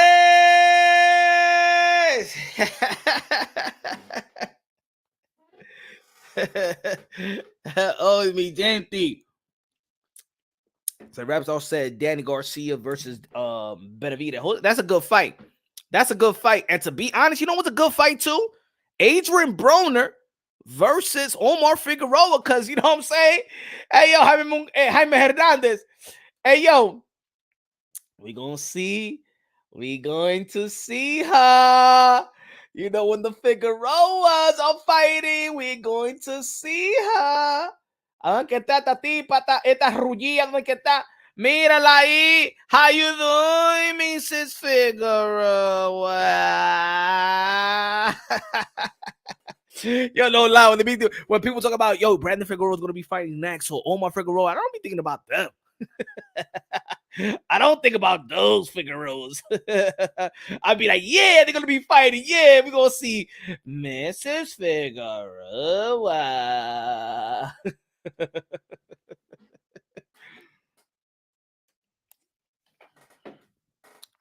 Con in the building. What's good, man? Con, what's good?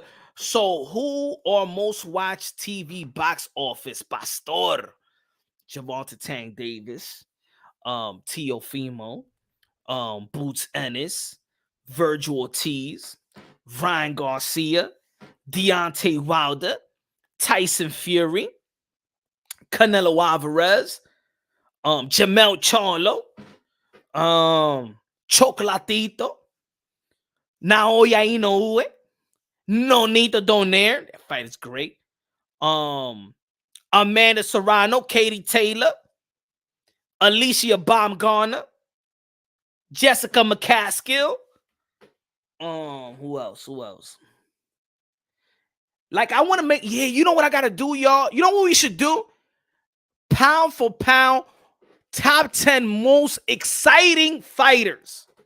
Not thinking the best, the most exciting fighters, top 10 pound for pound.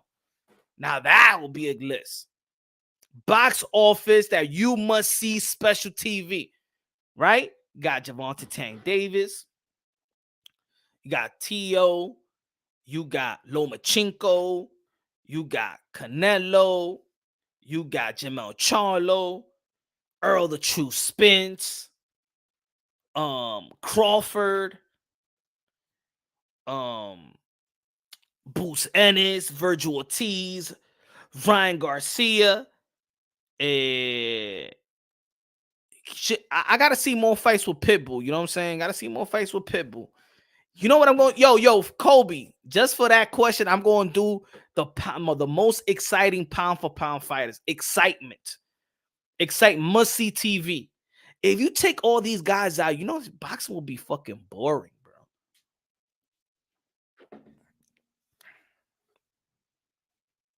Pound for pound, most exciting fighters. Inoue, Earl, Davis, Charlo, Jamel. Yeah, it'll be a good list. I think that list will be actually tougher than making the actual pound for pound list. Jason was good. He said Bavon, man. I don't know. I'm not gonna say he excitement, like pound for pound excitement. But Turby can be the excitement list. David Benavides. Yo, that's gonna be a good. Yo, matter of fact, I'm gonna be writing this shit down. Yo, you got Tank, Benavides, Tio, Boots, Ortiz, Inoue. Is Canelo an exciting fighter? Is Canelo an exciting fighter? Like when you look at Canelo Alvarez, is he an exciting fighter? I mean that run with the undisputed run is exciting because he was knocking everybody out. Um, I'm not gonna cast him for one. Lomachenko, Loma is exciting. Spence, yo, it's a hard list, man.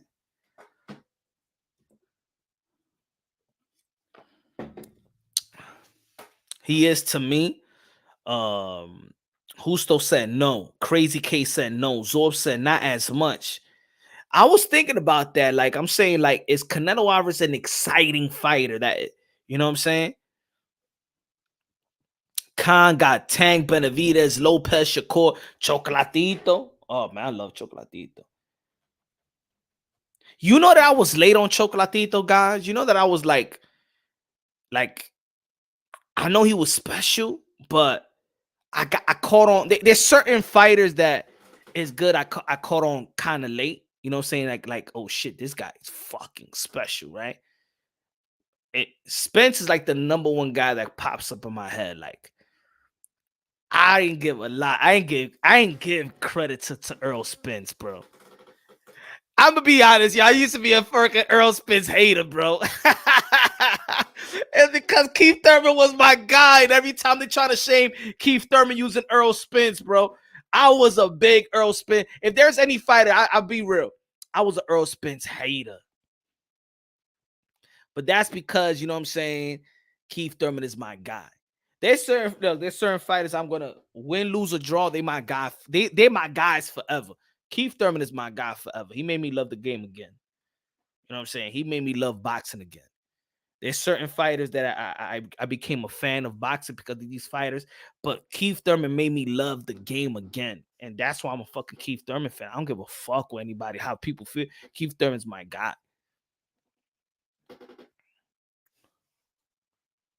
Demetrius Andre, one of my favorite fighters. Deontay Wilder, one of my favorite fighters. And then the young crop, shit. Teal, Javante Tank Davis, Boots. I know I've been talking about Boots for a long time. Now these crop of fighters the new crop of fighters, Ben Whitaker, Kid Austin, Keyshawn Davis, Gary Cully, and then this kid Joel Angelino. Hey yo, I'm telling y'all right now, remember the name, Joel Angelino. Remember the name. Nonito's exciting too. Nonito, man, that first, and then that go body fight, and yo.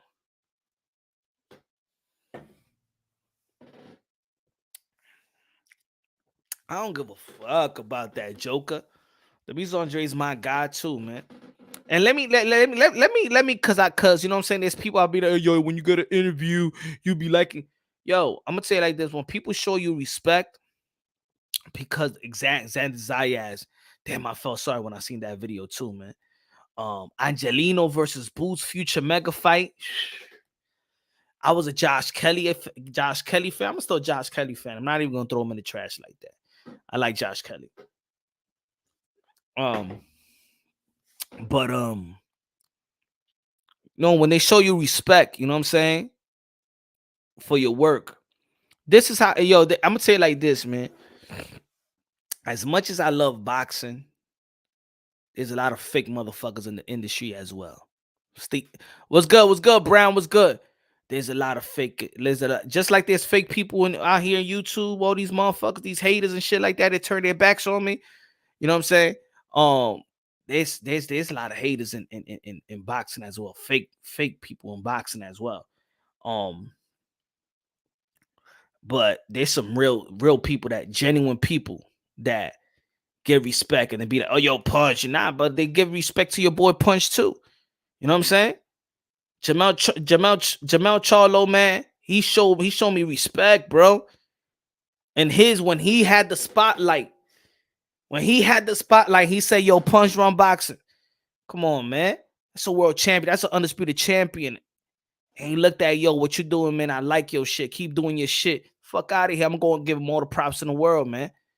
I respect him as a fighter. He respect me, that he respect my intellect in boxing. So, of course, man, I'm fucking human. I'm going to show love. Of course, I'm going to show love to the people that show me love too. Why not? I'm fucking human. You know what I'm saying? And he said it in his time when it was his light. You know? The Mrs. Andre was like, hey, yo, let him in the locker room. Him. You know what I'm saying? Let him in the locker room, man. And he's like, hey, yo, man, they trying to blackball you, man. Have people like this that's going to be unbiasedly, that's going to call out the truth. Shout out to the Mrs. Andre. Shout out to Tio. Shout out to Senior. Shout out to Bill too, bro. Shout out to Bill. Because as much as y'all there's people out there that, and I know behind the scenes, bro. I know behind the scenes. Yo, you know how many people been telling, I'm telling you know how many people been telling Bill to don't talk to Punch? Do you know how many people out here in YouTube that he in contact with, they be like, yo, don't talk to Punch? You know what I'm saying? Psh, haters, bro. There's people out here in YouTube that tell other people don't go to this guy's channel, bro. There's people out here in YouTube that be like, hey, yo, don't donate to that channel. Don't support Punch Drunk. There's people out here, yo, in YouTube, bro. It's crazy, man. Fake ass motherfuckers out here, bro.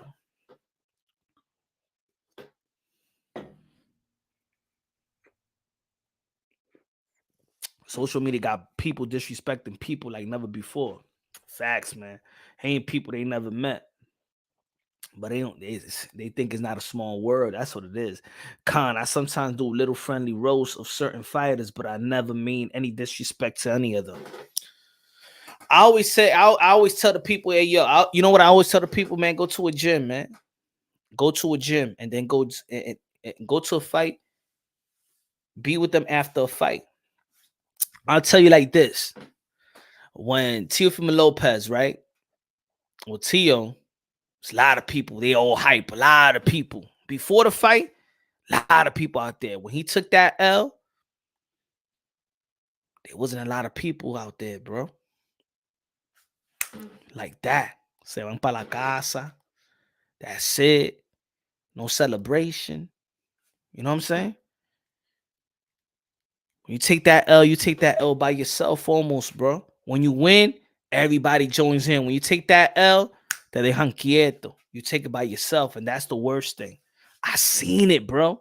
I seen Friday and I seen Saturday night. Feel me?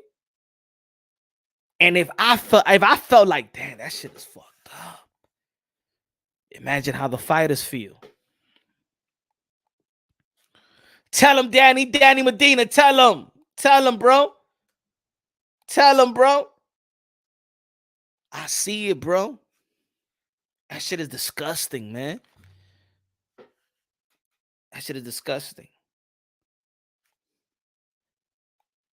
So you know what I'm saying? You gotta see it from the fighter's point of view, man. It's not an easy job. It's like Zayas, right? You saw how Zayas was tearing. He feel like, damn, yo, man, I got a lot of fans. They're gonna go watch me June 11th, Madison Square Garden. I'm sick, and he's like, and that's why I tweeted, man. You don't gotta apologize to us, my brother, man. You a fighter, bro. We understand the sacrifice. You went out there to Australia. You've been in camp. You did all the sacrifices, man. You sick. You can't do it. That's your health, my brother. You humans. These guys are human, but because a lot of fighters, a lot of people think these guys are like robots. They don't got no feelings, no nothing. You know. I felt for Zayas, but you don't gotta apologize to us. You know why? Because if you take a L, they don't give a fuck about what you was going through, bro. These fans are animals, bro. These fans are animal. You see how people be going at this guy, this guy Tio? That's why I told him, I said, yo, man, don't fucking die for these motherfuckers out here, bro. But he's a fighter. I'll do it for my fans. I do it for the people in boxing. I want to change boxing. He went against the grain. People was laughing at him. Look what happened with that Triller shit. He went against the grain, bro. He tried to go out there for his value. He was fighting for his value. And motherfuckers out here was making fun of him. Piece of shit, motherfucker. And then y'all make money off of him. All these you gotta remember this, y'all. When you see these boxing content creators hating these fighters, you gotta remember that at the same time, super chat to the members or whatever, y'all capitalize off these fighters y'all shit on. You see how these motherfuckers calling George Cambosa and clowns and shit, they capitalize off that shit. You capitalize off them blood, sweat, and tears, man.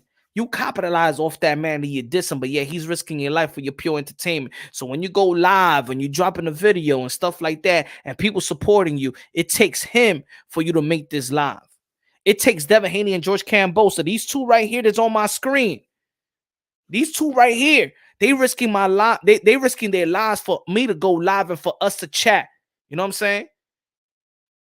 I don't take that shit for granted, bro. Win or lose, one of them is going to lose on Monday. One of them, I mean on Sunday, one of them is going to lose. And one of them is going to get critique heavy. If Devin Haney loses, if Devin Haney loses, they're going to be like, you see, the email champ, he wasn't a real champ. I told you he was a fake. He was a nobody. He's going to get critique. If George Cambosa loses, they're going to be like he's a one-hit wonder. He wasn't shit anyway. They're going to get devalued. They're going to be disrespected. One of these guys that lose and the guy that wins is going to get all the praise. But the guy that loses is going to get shit on, forgotten.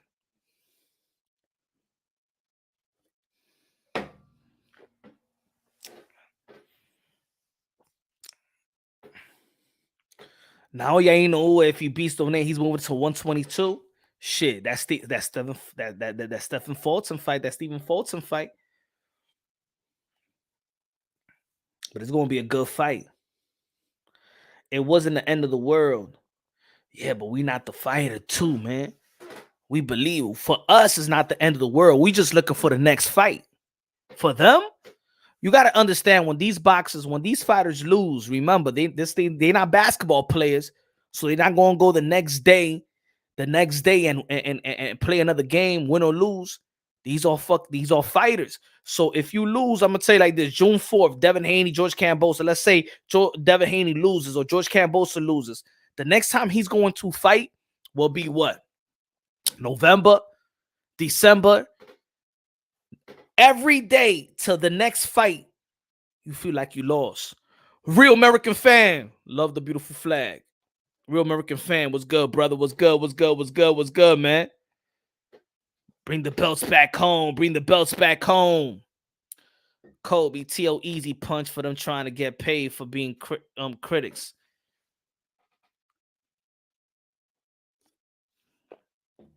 But it's all right, man. People like that entertainment as well, man. I don't understand that, though.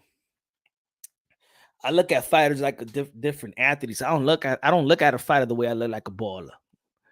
I look at a baller playing a game. I look at a fighter fighting for his life. That's how I look at it. It's a whole different type of athlete to me. So this is what I hate most about boxing. I'm Colombian. We didn't qualify for the World Cup, but we keep supporting our team. Why can't we do this in boxing? I don't know, bro.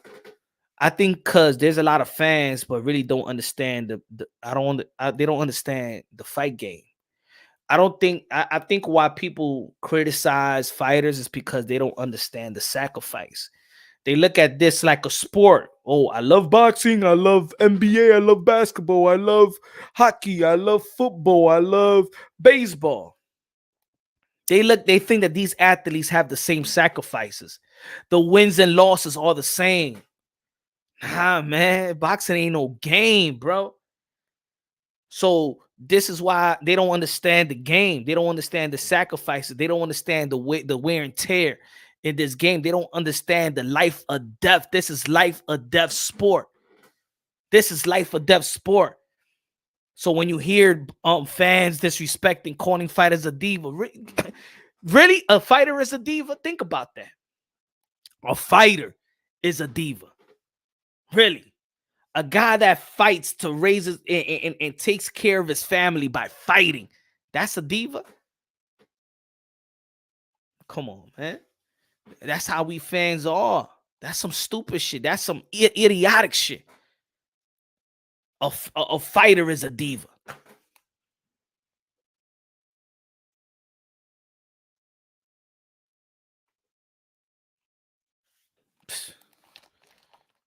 Come on, man.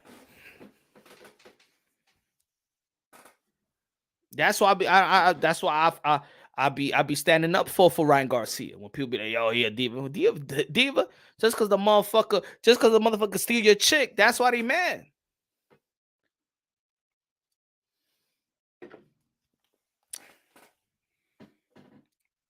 A person could be a diva. A fighter can't be a diva, though. A fighter can't be a diva. And the shit is, this is what it is also. The shit that why people call them a diva is because he's fighting for his value. He's fighting for his bread. Oh, he pulled out from this fight. Yeah, because he's negotiating with Golden Boy Promotions. That's why he's pulling out from this fight. My contract gotta be right. I know my worth. I gotta get my bread.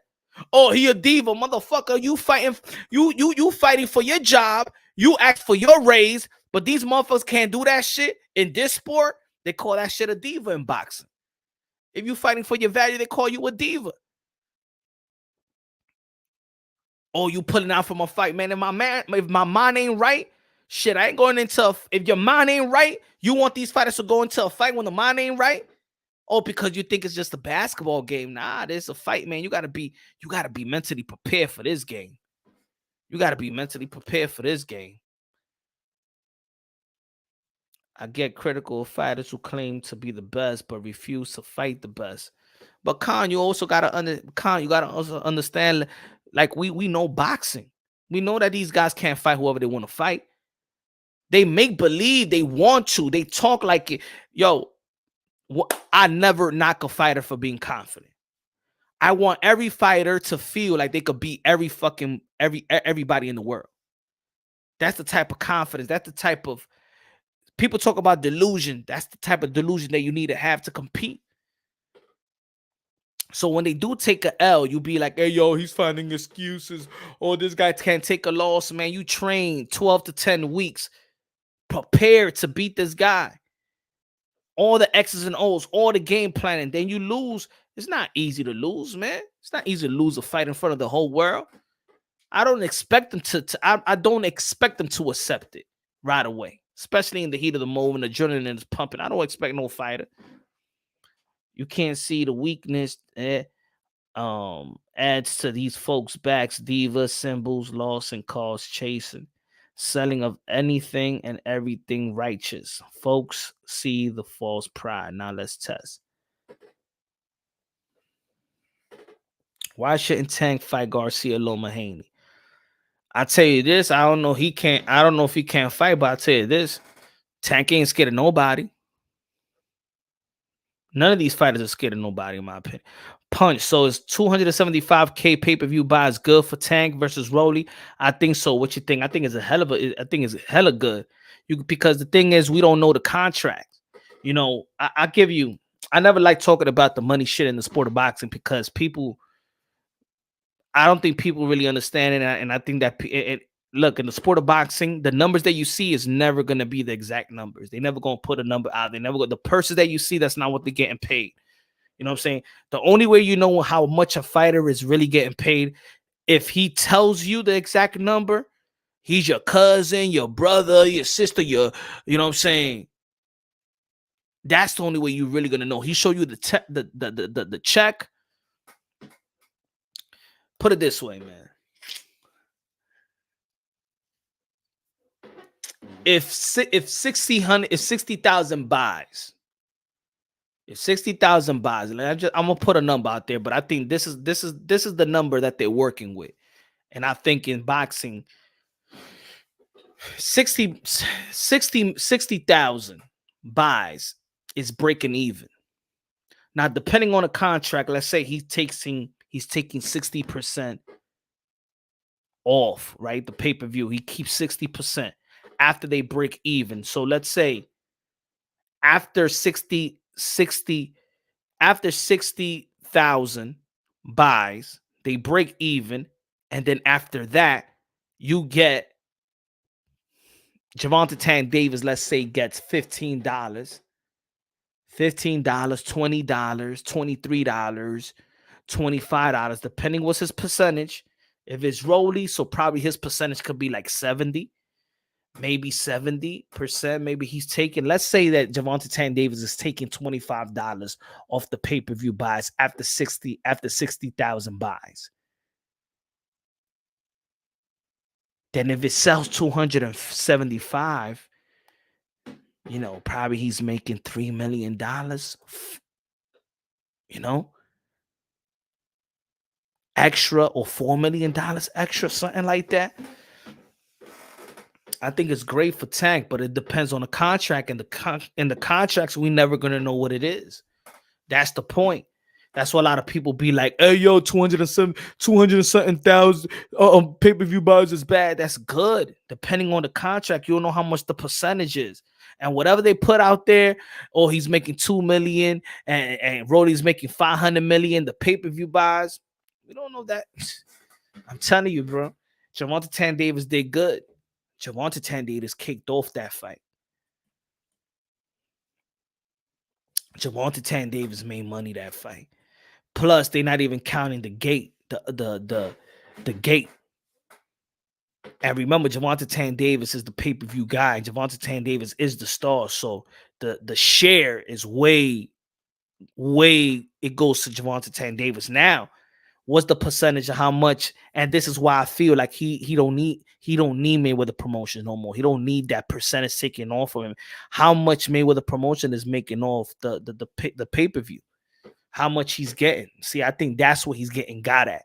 I feel like Gervonta Tank Davis could make way more money if Mayweather Promotion wasn't there to take the cut. And they're going to try hard. I'm going to tell you, they're going to try hard. They're going to manipulate his mind. If I was Gervonta Tank Davis, I cut ties right now with Mayweather Promotions until I make my decision. I'll listen to everybody else. If I got to listen to Eddie Hearn, got to listen to the network, whoever's trying to sign me, get your own lawyer, get your own accountant. Do not use, because a lot of these fighters use the promotional company's attorney, the promotional company accountant, and they all working really for the promoter. So what Gervonta Tank Davis needs to do, get your own lawyer, get your own accountant. Don't speak to me with the promotions for now. Speak to Al Heyman, but also speak to everybody else. You know what I'm saying? And see what's on the table. That's what he needs to do. That's what he needs to do. He doesn't need a promotional company. Gervonta Tank Davis don't need no 20%, 30% coming out of his paycheck.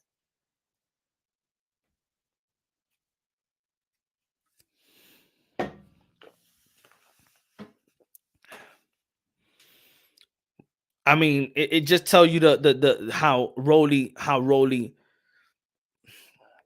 promoted good, but then the way that he lost, it's not good. I think that I don't know, man. I think they should have. I think the referee should have just let him get knocked out again. Fuck that. Punch, are you doing live? No, I'm gonna do that live. Pay-per-view numbers have gone down since they moved the pay-per-view price to $79.95 to $59. But we don't know the contract either. That's what I'm saying. People talk, you know what I'm saying? People are just, when people hear about 60-40, you don't know the contract. Javante Tank Davis kicked off, bro. Javante Tank Davis kicked off, man. I'm telling you. Javante Tank Davis kicked off. Let's say like Teo got a new contract, right? 2 pay-per-views. And this is from, and this is top rank. This is from sources. Teofimo Lopez pay-per-view percentage, when he does fight pay-per-view, he got a big cut. So his range is I'm gonna let y'all know, is on that 70% tile shit. So if he goes pay-per-view and sells 200K, just 200K, and he's getting, let's say, $28 per pay-per-view buy, yo, that's kicking off right there. Let's see. I'll tell you. Hold on. Let's see. And that's just the pay-per-view back end, right? Hold on. Let me see.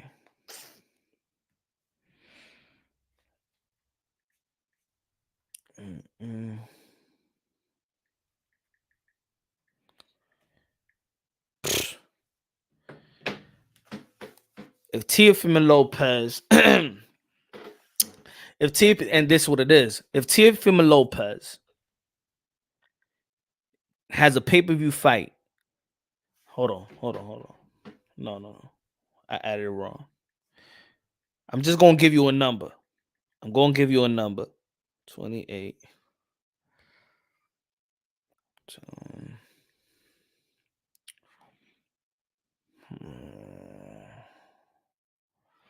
140.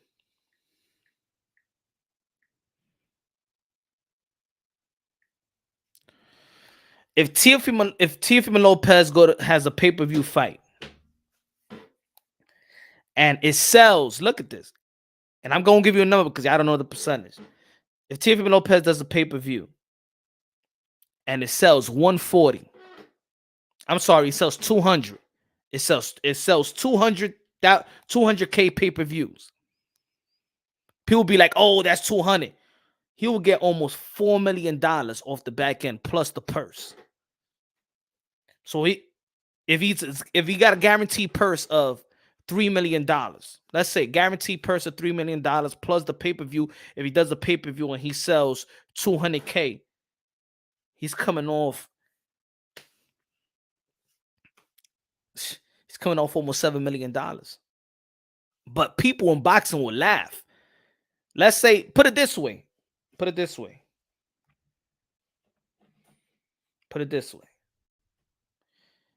If it makes, I'll tell you like this.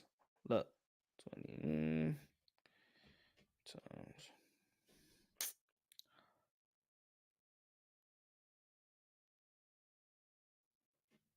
Hold on.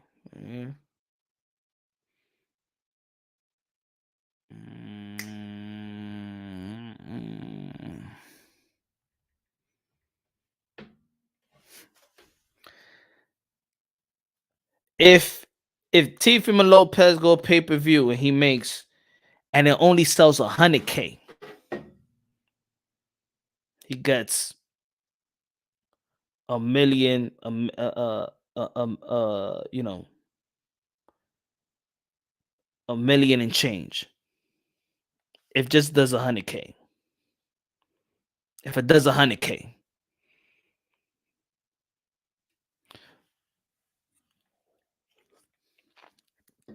So Tank, I'll tell you how much I think Tank made off that. So if the percentage is right, let's see if the percentage is right. But the thing is, say the percentages, let me see, 28 or 25, let's say 25.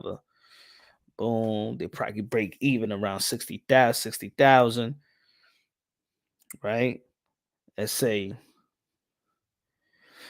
Tank Davis probably made like $4 million just off the back end. Now let's say if his guaranteed purse was $2 million, he made $6 million versus Rolly, or probably even more. Like, I'm just telling y'all folks that the 200K that people want to laugh at, they making money. And this is why, see, the lion's share, you know what I'm saying? Like, these guys could go pay. You see how people was laughing at, for example, like Thurman. And that's not even counting the gate. So you plus the gate. Plus the gate. Punch, you want that smoke? What's good? What's good? That's oh shit. Let me put the link in the community section. Hold on.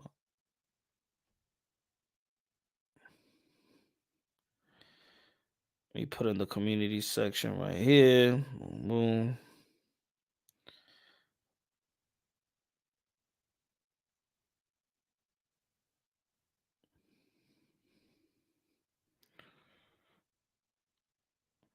Hey yo, for the members, man. I put the link in the community section. For the members.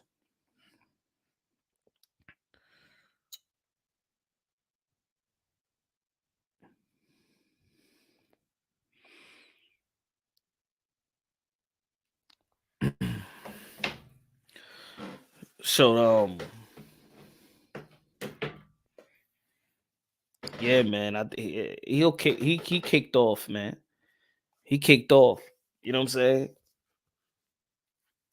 They kicking off, man. Even if they sell 100K, they getting at least an extra mil. You know what I'm saying?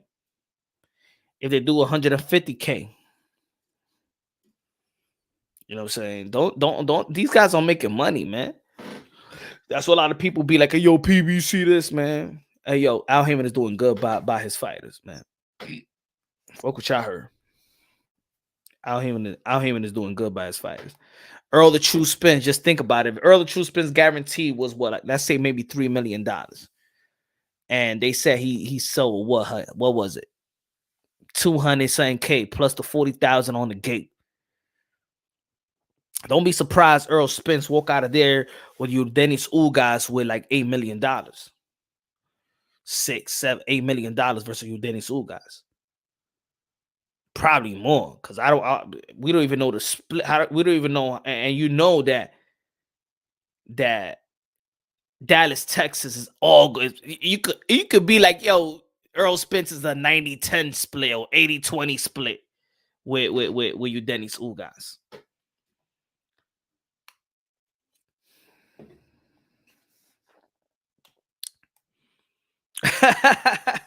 He said people think, yo, these fighters are getting in the ring with Malta and Empanada. These guys all these guys all kicking it. It's like, I'm telling you, they're getting money, man. They're getting money. So people laugh at that 200K. People even laugh at 100K. People laugh at 150K. How much you think Andy Ruiz got off the Chris Arreola? And that shit they said it sell 250K. How much he's putting in? You know that's almost an extra $4 million that he got. That's just pay-per-view back end, probably, depending on the split. And you know Chris Arreola ain't selling nothing. So that split probably get it. And remember, these guys ain't paying no damn promoters. Also, they don't got a promotional fee. Remember, they're not paying that 20%. Well, Javante Tan Davis is, and that's why he need to get out.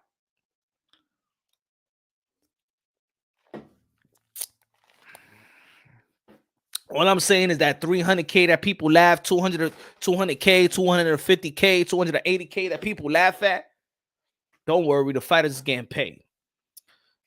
People laughed at Canelo, man, Canelo Alvarez, man. Remember, you gotta and you gotta remember Don Ramon. Canelo Alvarez guaranteed is 40-50.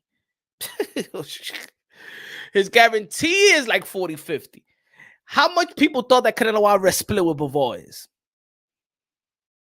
We know that Bivol ain't bringing nothing. So easy, Canelo Alvarez could be like 90-10. 90-10 on a split on a pay-per-view back end. How much you think Canelo Alvarez making? If it's guaranteed, that's what people also got to remember too. If it's guaranteed was 50, 45 mil, 45 to 50 mil, plus the back end of the pay-per-view of a 600K, and the percentage, remember, Canelo Alvarez is a boss. So Canelo Alvarez is just partnering up with Matchroom.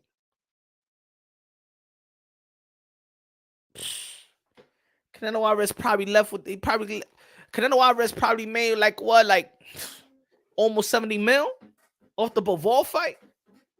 Come on, man. And people laughing at 600K, probably more. People laughing at 600K, man. They kicking off.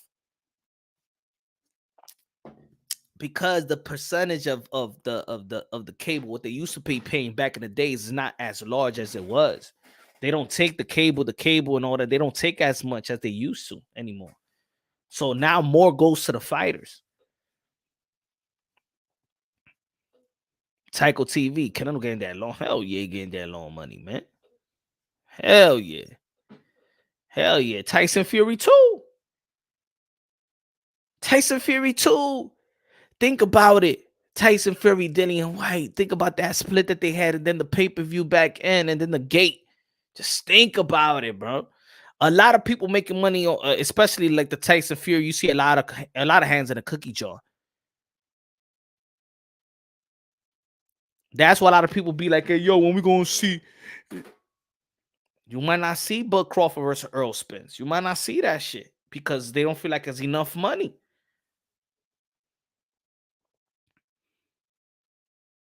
I'm telling people get tight. Earl Spence will make more money fighting Keith Thurman than fighting Bud Crawford right now. Keith Thurman will make more money fighting. Then I'm telling you, that's why that fight is not going to happen. Because Bud Crawford already guaranteed he was getting 4.4, 4.3, whatever guarantee purse. He got 6 million guarantee purse, 6 million just and Sean Porter, and they fought pay-per-view. So you think that he goes any less than that? And with however people want to cut it and slice it, I'm gonna tell you like this: what Earl Spence wants, especially now with all his bell fees and shit like that. But Crawford, I don't think it's that big. Was Rap Star? What's good, brother?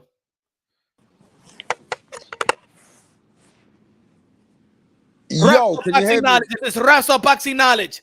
From the UK, London, Sheffield, Manchester, Scotland, Liverpool. Is this Rap Star? Yeah, hey, listen, Punch, how's it going, man? How's it going to the chat? But you know what?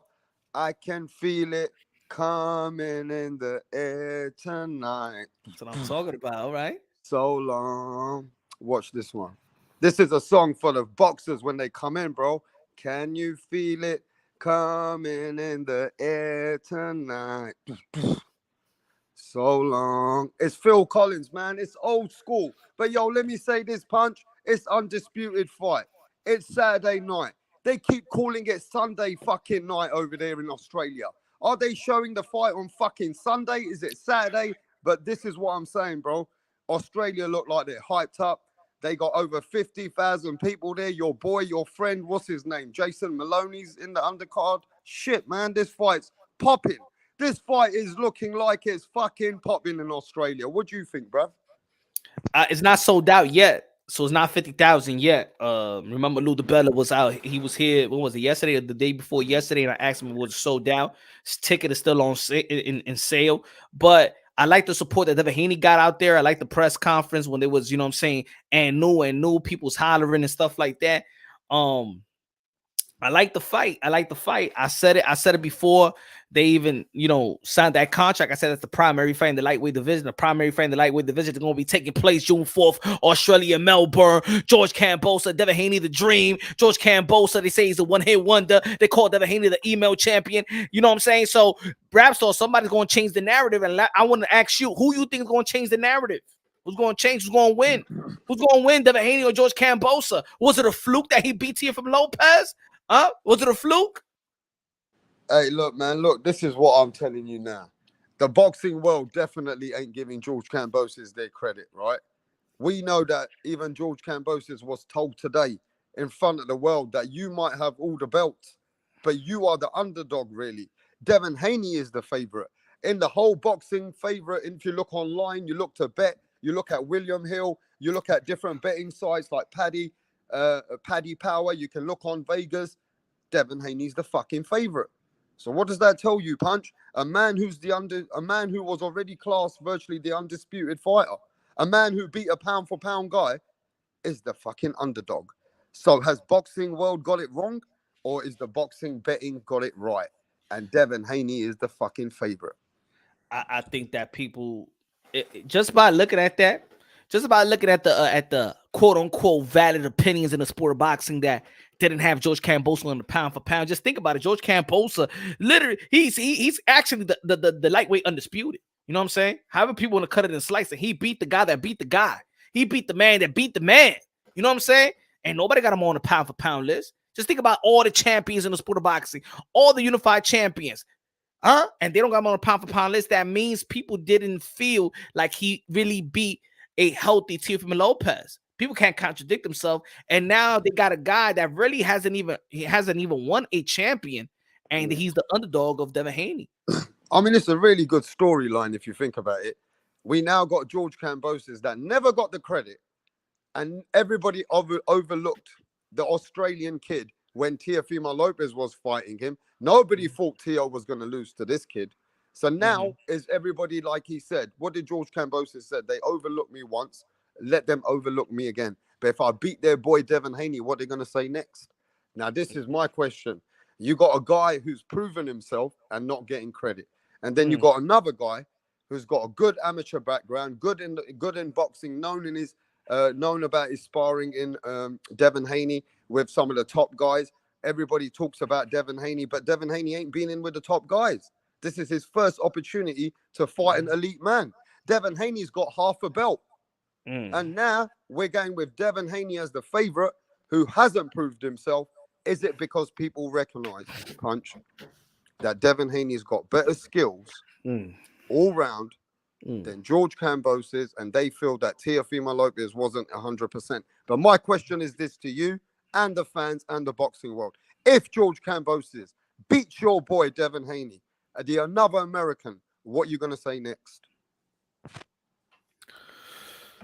If Devin, say it again. If George Kambosos beats Devin Haney, what are you going to say next? Hey, man, I believe in the skills. I believe in the talent and the skills of George Kambosos. I think it's a 50-50 fight. My prediction is just that I feel like Devin Haney's going to beat him 115, 112. I believe that he probably can knock them. He needs to knock him down or something. You know what I'm saying? But I could see it going to 115, 113, George Kambosos. That's just my prediction that I feel like Devin Haney's going to come with the victory. But if George Kambosos beat Devin Haney, it doesn't change how I see George Kambosos. George Kambosos is live. George Kambosos got the skills and talent. Comes from the school of Manny Pacquiao. You know what I'm saying? I believe he got the fastest hands in the lightweight division. I think he got the quickest hands off the combination. I feel like he's smart in the ring. I know he got a good jab, got a good uppercut, got a good combination and stuff like that. It's good enough defense. I believe that he could actually, you know what I'm saying, punch holes through the shoulder roll of Devin the Dream Haney. But I think that Devin Haney got good footwork, got good range, is smart, intellectual inside that ring. It's gonna be a good physical chess match between George Kambosos versus Devin Haney, and I love it. Rapstar. Yeah. I mean, everybody's fucking hyped up. We're still, you know what I mean. But I'll tell you this: Devin Haney is a bit. Look at when you saw them face off. Devin Haney's a taller man, isn't he? He's got reach on George Kambosos. I never knew Devin Haney was He looked that drained much already, taller. though. He Huh? looked drained already, bro. Who? Devin Haney. But he's taller than George Kambosos. He got longer reach than George Kambosos. I mean, we saw George Kambosos when he was standing next to Teo. He was a taller man. But Devin Haney's taller than George Kambosos. So he got the reach. Look, the only thing I can say is this, Punch. Some people say, oh, you know what? What's in an elite fight like this, and you got him going Australia? Every little thing counts. Now, what's the pros and cons with Devin Haney right now? Now, we know that that Devin Haney got issue where his dad hasn't made it to Australia. If I'm not mistaken, they still haven't granted Bill Haney a visa because Bill Haney did some drugs. You know, Bill Haney, you know, it is what it is. Everyone was a bad boy here and there. Well, Bill Haney was a bad boy. He didn't do drugs. He got convicted of he got convicted of narcotics yeah. in the 30 years ago. Is that right? Yes, sir. So unfortunately for Bill Haney, he's got a conviction which is over 30 years ago that they penalized this man. They've penalized Bill Haney 30 fucking years later when he's a reformed character taking care of his son in a battle of war. What did Bill Haney tell people? This is like war. My son's going for war and I can't be there with him. So I'm going to ask you this, that connection between Bill and Devin. Now, me and you know that I don't know if the people in the chat know, Punch, that you've also enlightened me a long time ago that a lot of different people train Devin Haney. It's not really Bill Haney. Am I correct? Yeah, he hires trainers to train his son. You know what I'm saying? So I think, in my opinion, I don't think he's gonna miss his dad as quote unquote the head trainer. I think he's gonna miss his dad just being the motivational speaker. He's gonna miss his dad handling the business side of this of you know, the outside of what managers usually handle. You know what I'm saying? His spokesperson, is everything. You know what I'm saying? Yeah, Bill Haney's still out there doing interviews and still promoting the fight. Speaking for his son. You know, he's a way better promoter than his own son. Right. And Bill Haney has done a wonderful job being transparent with media, with independent media, with the people just like us and the YouTube circuit. I think he's been the most transparent manager, promoter. I could say in boxing. You feel me? Always ready for the smoke, always ready to defend whatever is going on in the sport of boxing in terms of his son. But I think that's what's missing. You know what I'm saying? That's gonna miss him. And let's keep it real though.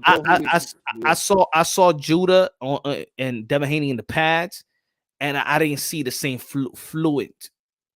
How you say? What's the word? Fluidity. But I ain't see. Fluidity. Yeah, I didn't see. I saw that Judah and Haney never really worked together.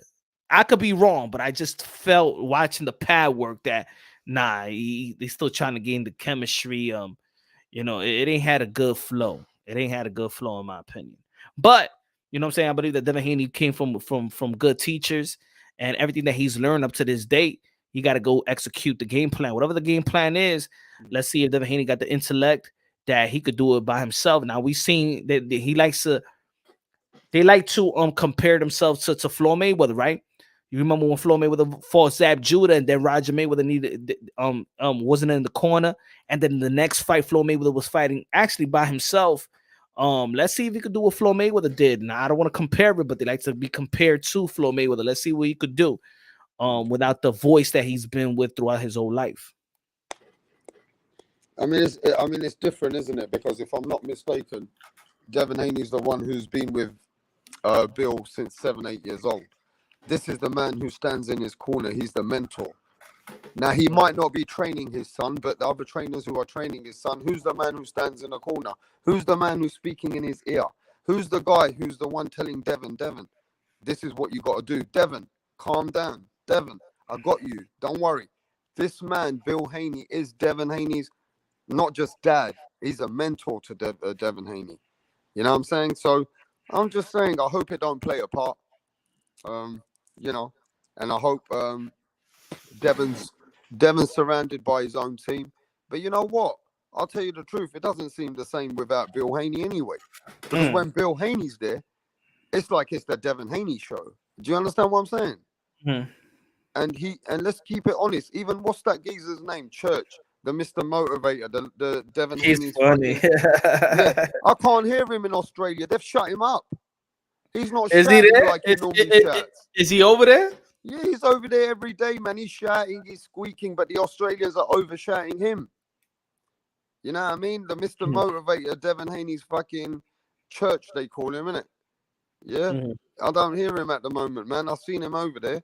But yeah, look, at the end of the day, look, man, I think this is going to be a beautiful victory for the American Devin Haney. If he does this and he goes and he beats Kambosos in Australia, he's the favorite. He is the better fighter. Let's keep it real. He's got a bit, you know, we can say he's got the skills. Will skills pay the bills? Is Devin Haney going to be making history? Can he change the whole boxing world on Saturday or Sunday, whatever they're calling it, Sunday morning? I think both of these guys got skills to pay the bills. You know what I'm saying? I think both of these guys got skills to pay the bills, and this is why we've seen the fight that we're going to be watching. We're going to be tuning in June 4th. So what we're going to see is a 50-50 matchup. It's a good matchup with top lightweights, and I don't know. It's going to be a good matchup. I can't wait to see it, man.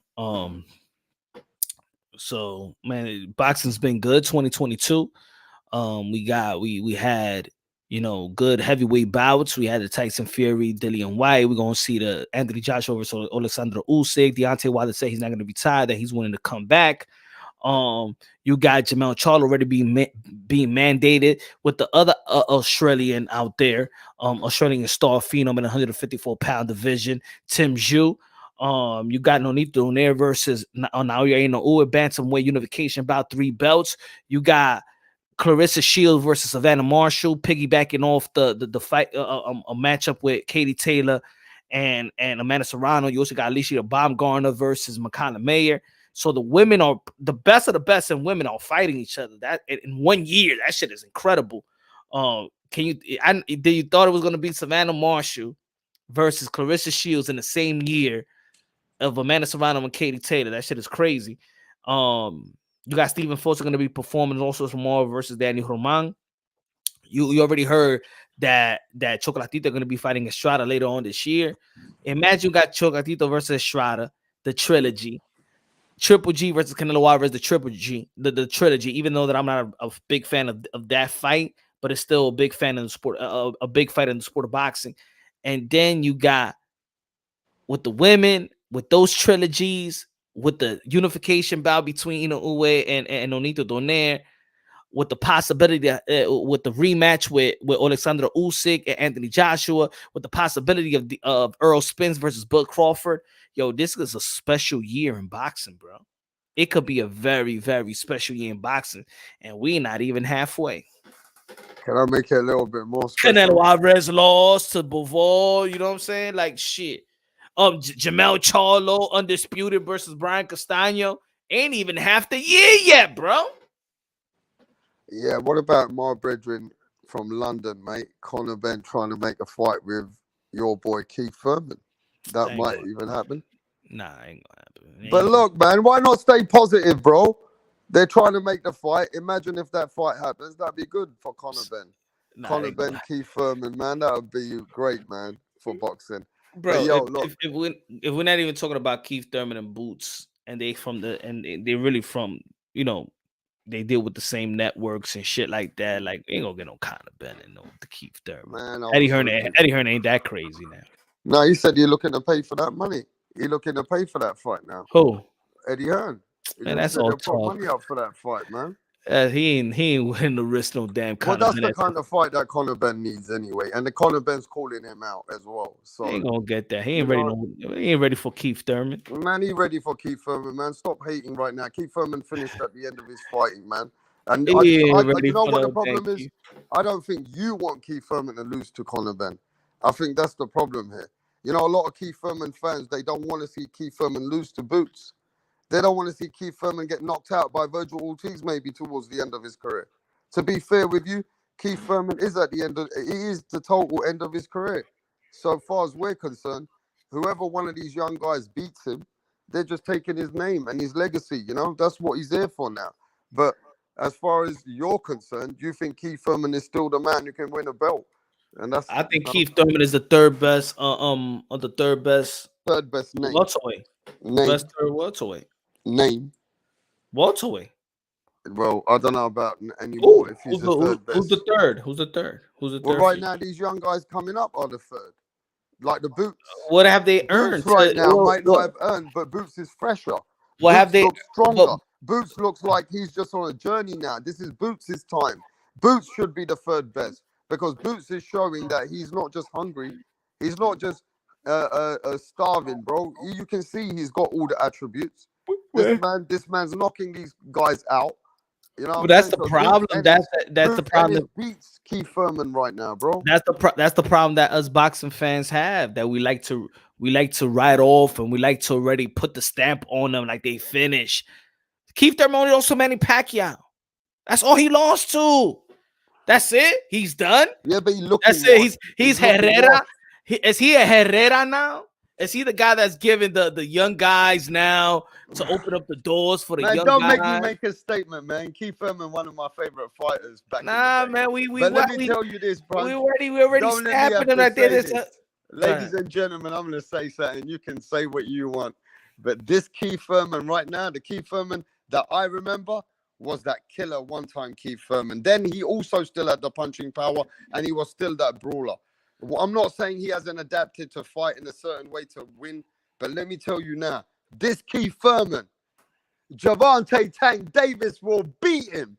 This Keith Thurman, I'm telling you now, Keith Thurman better watch out before little Tank Davis from 135 fucking pounds comes to 147, and little Tank Davis will fucking knock out Keith Thurman in the 9th round. He'd be losing on the scorecards. Tank Davis will be losing on the scorecards, but this little Tank Davis, sorry, I'm choking now because that made me laugh. But that Keith Thurman, he needs to chill out, right? And he needs to just get his paycheck. Ladies and gentlemen, do not even in America put Tank Davis in with Keith Thurman right now. Hey, if Tank Davis wasn't getting out jabbed by Rolly, I'll be like, maybe this will be interesting. Maybe Tank and Thurman will be interesting. But yeah, nah, man, we can't be writing off these fighters like that. I think that's we're jumping the gun too quick. We're and that's just with every fighter. You know what I'm saying? Nah, Keith Thurman was the man, and still has a name, man. He has a name, you know. He got more than a name. Yeah, he got a name, and he's still relevant. You can't deny that, you know. He's still relevant. But I think think about it. Like if I ask, what do you think will win, Tank or Shakur Stevenson? There'll be people be like, hey, yo, Shakur Stevenson. I think he'll outbox Tank, or Tank will be Shakur Stevenson. We go from that matchup to a Thurman and Tank matchup, and then people will be like, yeah, I think that Tank. People are crazy, man. But you know why it's so realistic? I'll tell you why it's realistic. They've got a common opponent. You can say that one guy's towards the end of his career. Tank Davis has fought at 140. It is a realistic because they got a common opponent, and Tank can try and prove more like he wants to be a great to beat this name. No, yeah, they got a common opponent. But also, don't leave that this guy was returning after 2 years and a half. You know what I'm saying? So yeah, they got a common opponent, but we'll see. We'll see. We'll see what's gonna happen. I think he still got left to surprise the people. You know what I'm saying? Prove the people wrong. Look at Gary Russell. He lost his last fight. Nobody's talking about him. Nobody's talking about him. Like if that's it, he done. That's it. Gary Russell Jr. is done. He should retire. That's it. He lost to Manny Pacquiao's fighter, innit? Yeah. What's happened to that fight? Magsayo. Yeah, who's Matayo fighting now? Isn't he fighting Ray Martinez? I forgot how he's fighting. Hey, anyway, I wanted to say this on today's press conference. It was nice for the media in Australia to recognize the big fight against Inoue versus Nanito Bob Donet. Aaron was smart. Yeah, Bob And Aaron Bob was Arum, smart. I was just gonna say this to you. Bob Arum is such a businessman. Right? He's a smart. Do you see, He's smart, man. man punch? Do you see how he gets 2-for-1? He did a whole promotion for that his own fight in Japan, and he said, "Yeah, I've got a big team over there. We're setting up right now. This is the biggest fight in the Japan. Inoue versus Nanito Donaire. Yeah, man. I mean, yeah, this must be. I like the way Bob Arum put that into. That's the only time he spoke. Bob Arum didn't even speak anything apart from that time. Mm-hmm. So, is Bob Arum promoting this like Devin Haney's promoter? Isn't he? Mm-hmm. Okay, so if Devin Haney loses, he ain't really with Bob Arum. If he wins, he stays on the a contract with Bob Arum, correct? Cool. Devin Haney. If Yeah. Devin Haney loses, there is no business ties with him and Bob Arum. Mm-hmm. Shit, like a Regis Progress. He's gonna Teofimo Lopez, my dog, but I'm not ducking. No smoke. Don't put me and Jose Ramirez in the same sentence. I'm really with the shits. Yeah, Teofimo Lopez called everybody out on 140. Now everybody calling him out. I think that's the one of the worst matchups for Teo at 140. Regis Progress.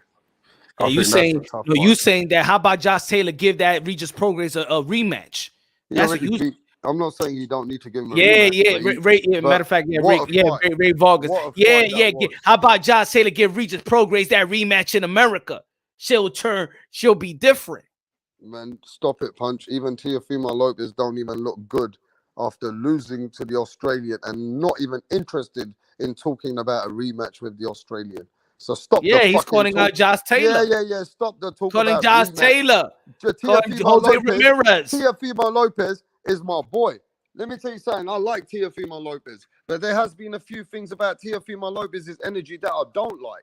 And I do appreciate Teo how special of a fighter he is. You know what I'm saying? And I respect how we chopped it What's up the with him. energy? What's the energy? Let me What's the say energy? this, bro. Let me just say it. Innit? They cheated. Oh, come on. Hey, where's Teofimo Senior, bro? I need to talk to him.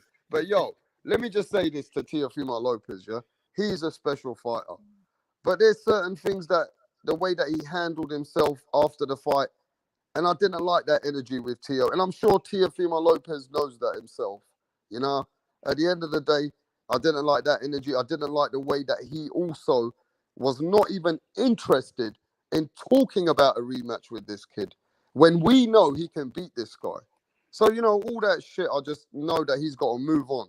But let's not forget, I think Teo needs to find a way. If George Kambosos beats Devin Haney, I'd love to see how Teo can fucking get that rematch. And he just don't want to fight at 135. He don't want to do it. So You can't now, do it. even at 140, if Kambosos loses to Haney, I'd love to see Teo and Kambosos at 140 then. He'll knock him out. Well, we want to see it. And I hope I they would be love to able to pay George Kambosos enough money to make him have a rematch. But if he But loses, Teofimo Lopez if he doesn't look like loses, he's interested, Punch. Teo don't look like he's interested in a rematch with George Kambosos. he said, "Look at Jesus, get him, rap star. Tell him Facts Punch is in love with Teo. Yeah, I just in love. Yeah, you know what it is. People just mad that people give props to fighters. You know what I'm saying? Jesus Garcia, he's just probably used to he loved to hate fighters. You know what I'm saying? He don't like people to like fighters and hype fighters, appreciate fighters. So they think gay. You know what I'm saying? You know what I'm saying? He's in love with him. He's on his dick. I know it's Prime Month. I get it. I get it. That's that HUD shit. You know, that's that HUD mentality. You know what I'm saying? If you give too much props to a fighter, oh, you on his dick. He love him. It is. You know what I'm saying? That homo mentality that Jesus got. He's probably sucking dick right now. You probably jerking off to Punch Run Boxing. Jesus Garcia, bitch. Get under panel so I can roast your ass. Yeah, if anybody wants any smoke, send the link, Punch. I like to hear some smoke. Yeah, I mean, Come on, man. You fucking with me, bro. I'm the motherfucking king out here, bro. Out of here, you bitch ass motherfucker. Say that shit in front of my face, slap the shit out you. You playing that homo shit, man. You in love with him. You in love. Every time you give props to somebody, gotta be some homo thug. Want to come out of nowhere. Yeah, you in love. You on this dick. You on this. Bitch ass motherfucker.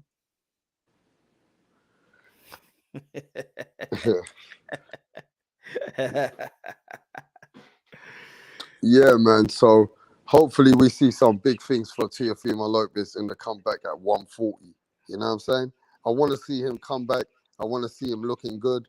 And, maybe, he'll start gaining back his fans if he performs the way he performs and just stays to boxing, what he's good at. Why these motherfuckers don't hey yo Rat, why these motherfuckers don't email me, man? I put a fucking call out, right? I said, yo, man, come on, any fucking haters, man. Why they don't hey yo, why they scared, man? You know what it is that they don't want to lose when I go live and shit. Man, it's about time, bro. I see that people always want to be hating and talking shit on the other side of the motherfucking pond. So why the fuck are you Americans always hating each other, calling each other out behind each other's back, acting like snitches and bitches and fucking hoes that I've never seen in my life? Yeah? When I first come to this YouTube punch, I'm just going to call everybody's card. I never knew all these guys that you used to just let open doors and show boxing became the biggest fucking tranny bitches that I've ever seen. I would never trust these hoes, and they all know who they are. And I think to myself, how the fuck do these subscribers love this kind of way these people are? They know they're bitches. People know from the beginning that they're snitching on each other, that they talk about each other behind the scenes. They call subscribers behind the scenes. They fucking talk to them. They email them all day, all night, saying, oh, don't support this guy. Don't support that guy. Don't send this guy, what kind of snitches and bitches I've ever seen on YouTube. I'll tell you, this ain't about boxing. It's all about bitches and snitches on YouTube, bro. And that's why the people who are just keeping it boxing and living it with boxing is only a limited amount of channels. The rest are snitches and bitches. That's what they are. You know why also? Because the snitches and bitches get supported too. And that's what I was going to say. The subscribers love the snitches and bitches. They like supporting people which are sell themselves out, sell their souls, be idiots, don't even have no substance, no foundation, don't even stick up for each other. And they act like fucking hoes out here, just trying to act so that the subscribers can have fun. This is what kind of people are majority of YouTube. Yeah, man. That's how they are, man. That's how they are. This is YouTube for you, bro, rap star. So if they got a problem, Punch, if you're standing over there, what are you trying to do? Shoot to 5. What does that mean? Shoot to 5? 5 rounds? Nah, shoot the 5, man. Shoot the fade, man. Man, nobody out here want that work, man. On YouTube, right? All these people, they fight on YouTube in England. When KSI fought, he pulled up. They even fought a guy called Logan Paul. They made a big fight on YouTube. If anybody's got a problem with you, why don't they just come out with it and shoot to 5? Man, they don't want that. They don't want that work, man. I'm just way more fake people in YouTube than anything else, man. This shit is the worst in the hood, bro. Man, that'd be so much fun, man. If we could that would be fun. That's why I'm trying to make it fun for the people. I'm trying to make it fun for the people. Go live, shoot the 5, shoot the fair one. You know what I'm saying? I know people out there. Y'all go to other channels that be talking shit about your boy Punch. But why y'all don't be like, hey, yo, man, Punch been calling y'all out, man. Send them the email so y'all can set shit up so we can all see Punch whoop your fucking ass, man. Man, come on, man. Or one of those hoes. One of those snitches. Man, this shit is one whack of those hoes, man. One of those hoes that's got your whack name out here, man. I'm gonna retire from YouTube, man. This shit is whack. Too much fake, man. I don't want that fake shit to rub on me, bro. Hey, man, look, it's one of those hoes that are snitches and bitches that have been calling your name, got you in their dream. Why don't they just stand up to themselves and shoot to 5, like you said? Shoot to fucking 5. You know what I mean? You don't want that. What I'm telling you, everything is fake out here, man. 95% of the shit is fake out here. People don't want that work, man. I don't want that. bro. The reason why the fake lives is because people support that shit. I stopped going live. Somebody else, they'll people jump on the other fucking on the other live, fake motherfuckers, and these subscribers don't even call them motherfuckers. That they don't even call them out. They don't even call them out. Yeah. Man, anyway, look, it is what it is. It's host city. It's host city community. That's what it is. A bunch of hoes. That's all it is, bro. A bunch of hoes, man. But yo, the main thing is though, you're doing the live on the Devin Haney versus George Kambosos, right? So what kind of time does the fight start for you guys? I don't know. I think it's gonna be in the evening. I think I think it's gonna be like a regular, like an evening, probably like maybe like 8, something like that. I think so. I 8 wouldn't o'clock? sell the garbage content. I wouldn't sell the garbage channels personally. I'm too old for that. Man, it's just fake motherfuckers out here, bro. Man, I'm surprised, yeah. One of these little bitches that have always been calling your name or trying to scream and sit there and, you know, talk a lot of stupid shit like fake internet gangsters. Why they don't just shoot? America can't be that big. I'm sure if they want to shoot to 5 with you, you can make even, you know, you could even make some money out of it and give it a charity. Right? That's what. You know, what's the big deal? Yeah, right. It will be good. I mean, like, I think live will be good. People will donate. We could put our channels. You know what I'm saying? If you lose, you gotta close your channel down. Man, so You gotta many give me the YouTubers. password. I give you the password. You shut the channel down. You got. Or we could put some wages up. They don't want that shit, man. I'm telling you, man. I've been saying it for already almost 2 years, right? Almost 2 years. Never got. All right, come on, man. Let's get ready to rumble. I'm sure one of these subscribers will go to the other channels and tell everybody. Punch Drunk They do. Boxing is ready for that smoke. And Punch Drunk Boxing wants to shoot to 5, mate. Yeah? Let's do it. Ready to rumble. Everybody says they want that smoke. So go on then. Punch Drunk Boxing's calling that smoke. Most of the hate's coming straight from America anyway. So what's the problem? Let's do it for charity. You know what it is? Let's do it for charity. You know what it is? Also, rap star, that some of my haters, they even got my number. They got my number. They could call up. Scared fucking hoes. They could call up. Oh, word, they could call up. Hey yo, rap. Some of these haters don't even know my address. They could show up. Come on, man. They got address. They got my name. What you saying, man? They got license plate. They got license plate. They got, man. Come on, man. Let's work. So are they that fake? They don't even want any fade. Even fade for charity. Have some fucking shame on yourselves, you dirty fucking snitches. You dirty snitches, man. If you don't want to do it for yourself, man, do it for charity, man. Yeah? Come on, man. You've been talking so much of that fake internet gangster shit. I've seen it from the other side of the pond. One of you motherfuckers stand up, these haters that have been hating. What's good, Big Glaze? What's good? So what? No one is coming. Nah, man. Nobody coming, man. What's good, Headed Out? They are. See how fake people are, man. Oh, man. They can't even put on gloves and shoot to fucking 5. Bare knuckle. Fuck the gloves. Well, I'm just saying, you can even give them that opportunity, I'm sure. You know? You know, the problem is, I don't want to sound bad, yeah? And I'm sure the subscribers would even... Most of these guys are scared as fuck. And I'll tell you what, you know, when you see them talk on the fucking internet as well, I've seen people say, and these are grown-ass men, 50-year-old plus men acting like they got big beef with anybody, they want trouble with everyone. I'm just not needing to call names, but people need to know this. I've seen them calling out, even saying to your name, oh, if I see Punch, you know what, I don't want to fight Punch. I'm going to get my fucking gun out. I'm going to start shooting shots. I mean, these are what Americans speak like. I'm sorry, yeah? The Americans make Americans look weak. That's to deflect. That's to deflect getting their ass whooped. You know what I'm saying? Yeah, but Americans rather hold a gun and say they're fake. They want to shoot each other, bro. They don't want to fight. Man, these motherfuckers scared. Man, these motherfuckers scared to hold the water gun, bro. They even scared to hold a water gun. Yo, Rap, I'm telling you, man, I've been here already doing this shit for like 3 years and a half, man. 98% of these motherfuckers is all fake, bro. Telling you, bro. Man, In terms of that type of talk, in terms of that type of action, you know? But they don't, come on, man.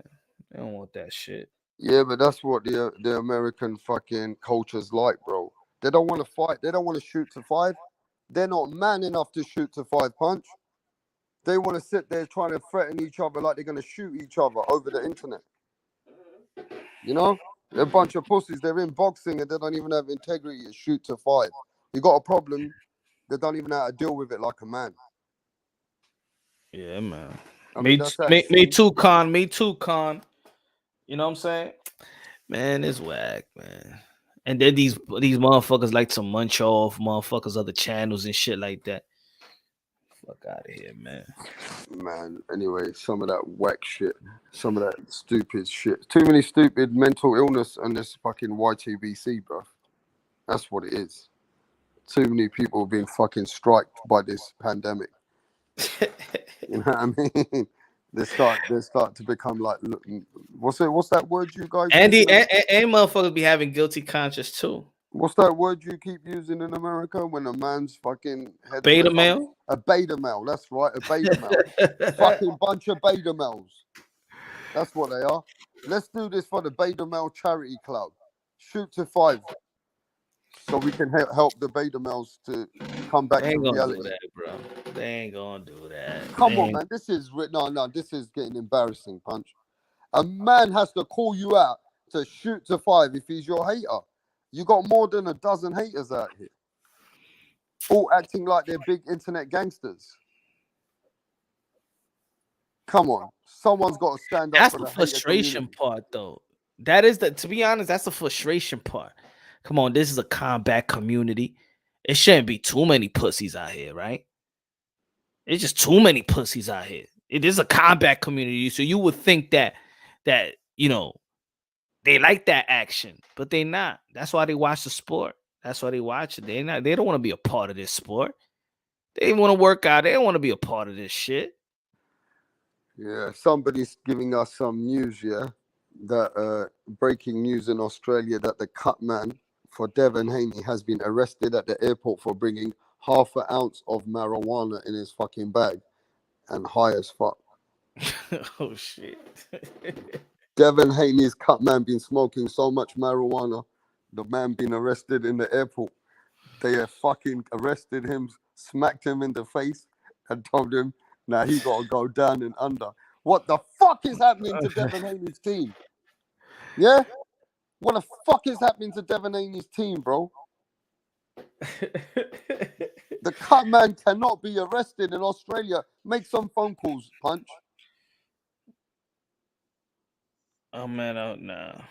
The fuck is going on, bro? Let's see what they have. We got some new news, man. Devin Haney's cut man with fucking ounces of weed in the bag. Is that what's happening? I don't know, man. Is that the new news? I don't know, mate. I'm asking you. I hope that ain't fucking true, you know. That's all I'm saying.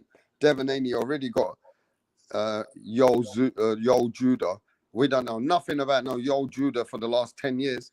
Yo Judah ain't been around fucking training nobody. Let's keep the shit real.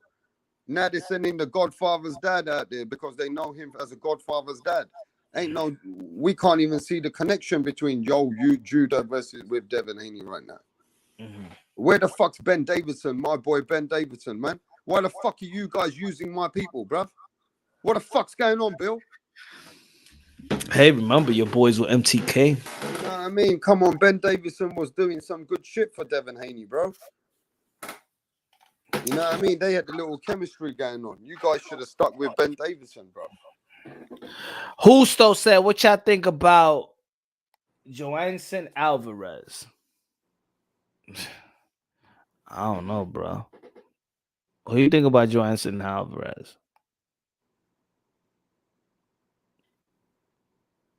I don't know much about that person. How about that? Me either, brother. So, You know, unfortunately. You know? Sorry, Husto. No, but yeah, Punch. I just feel like Devin Haney really has got it against him. Really. I mean, you know, he is the B side for sure. That's Canelo's nephew. Shit, I don't know. I haven't really looked at him, bro. Who's that? He said that's Canelo's nephew. I haven't looked at him. I don't know, brother. Even Canelo don't speak about him. Right? Never heard of him. Why ain't Canelo speaking about him?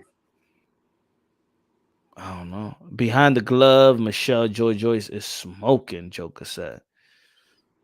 She all right. She look all right sometimes. Depends when she does herself up. Yeah. When she does herself up. You know what I mean?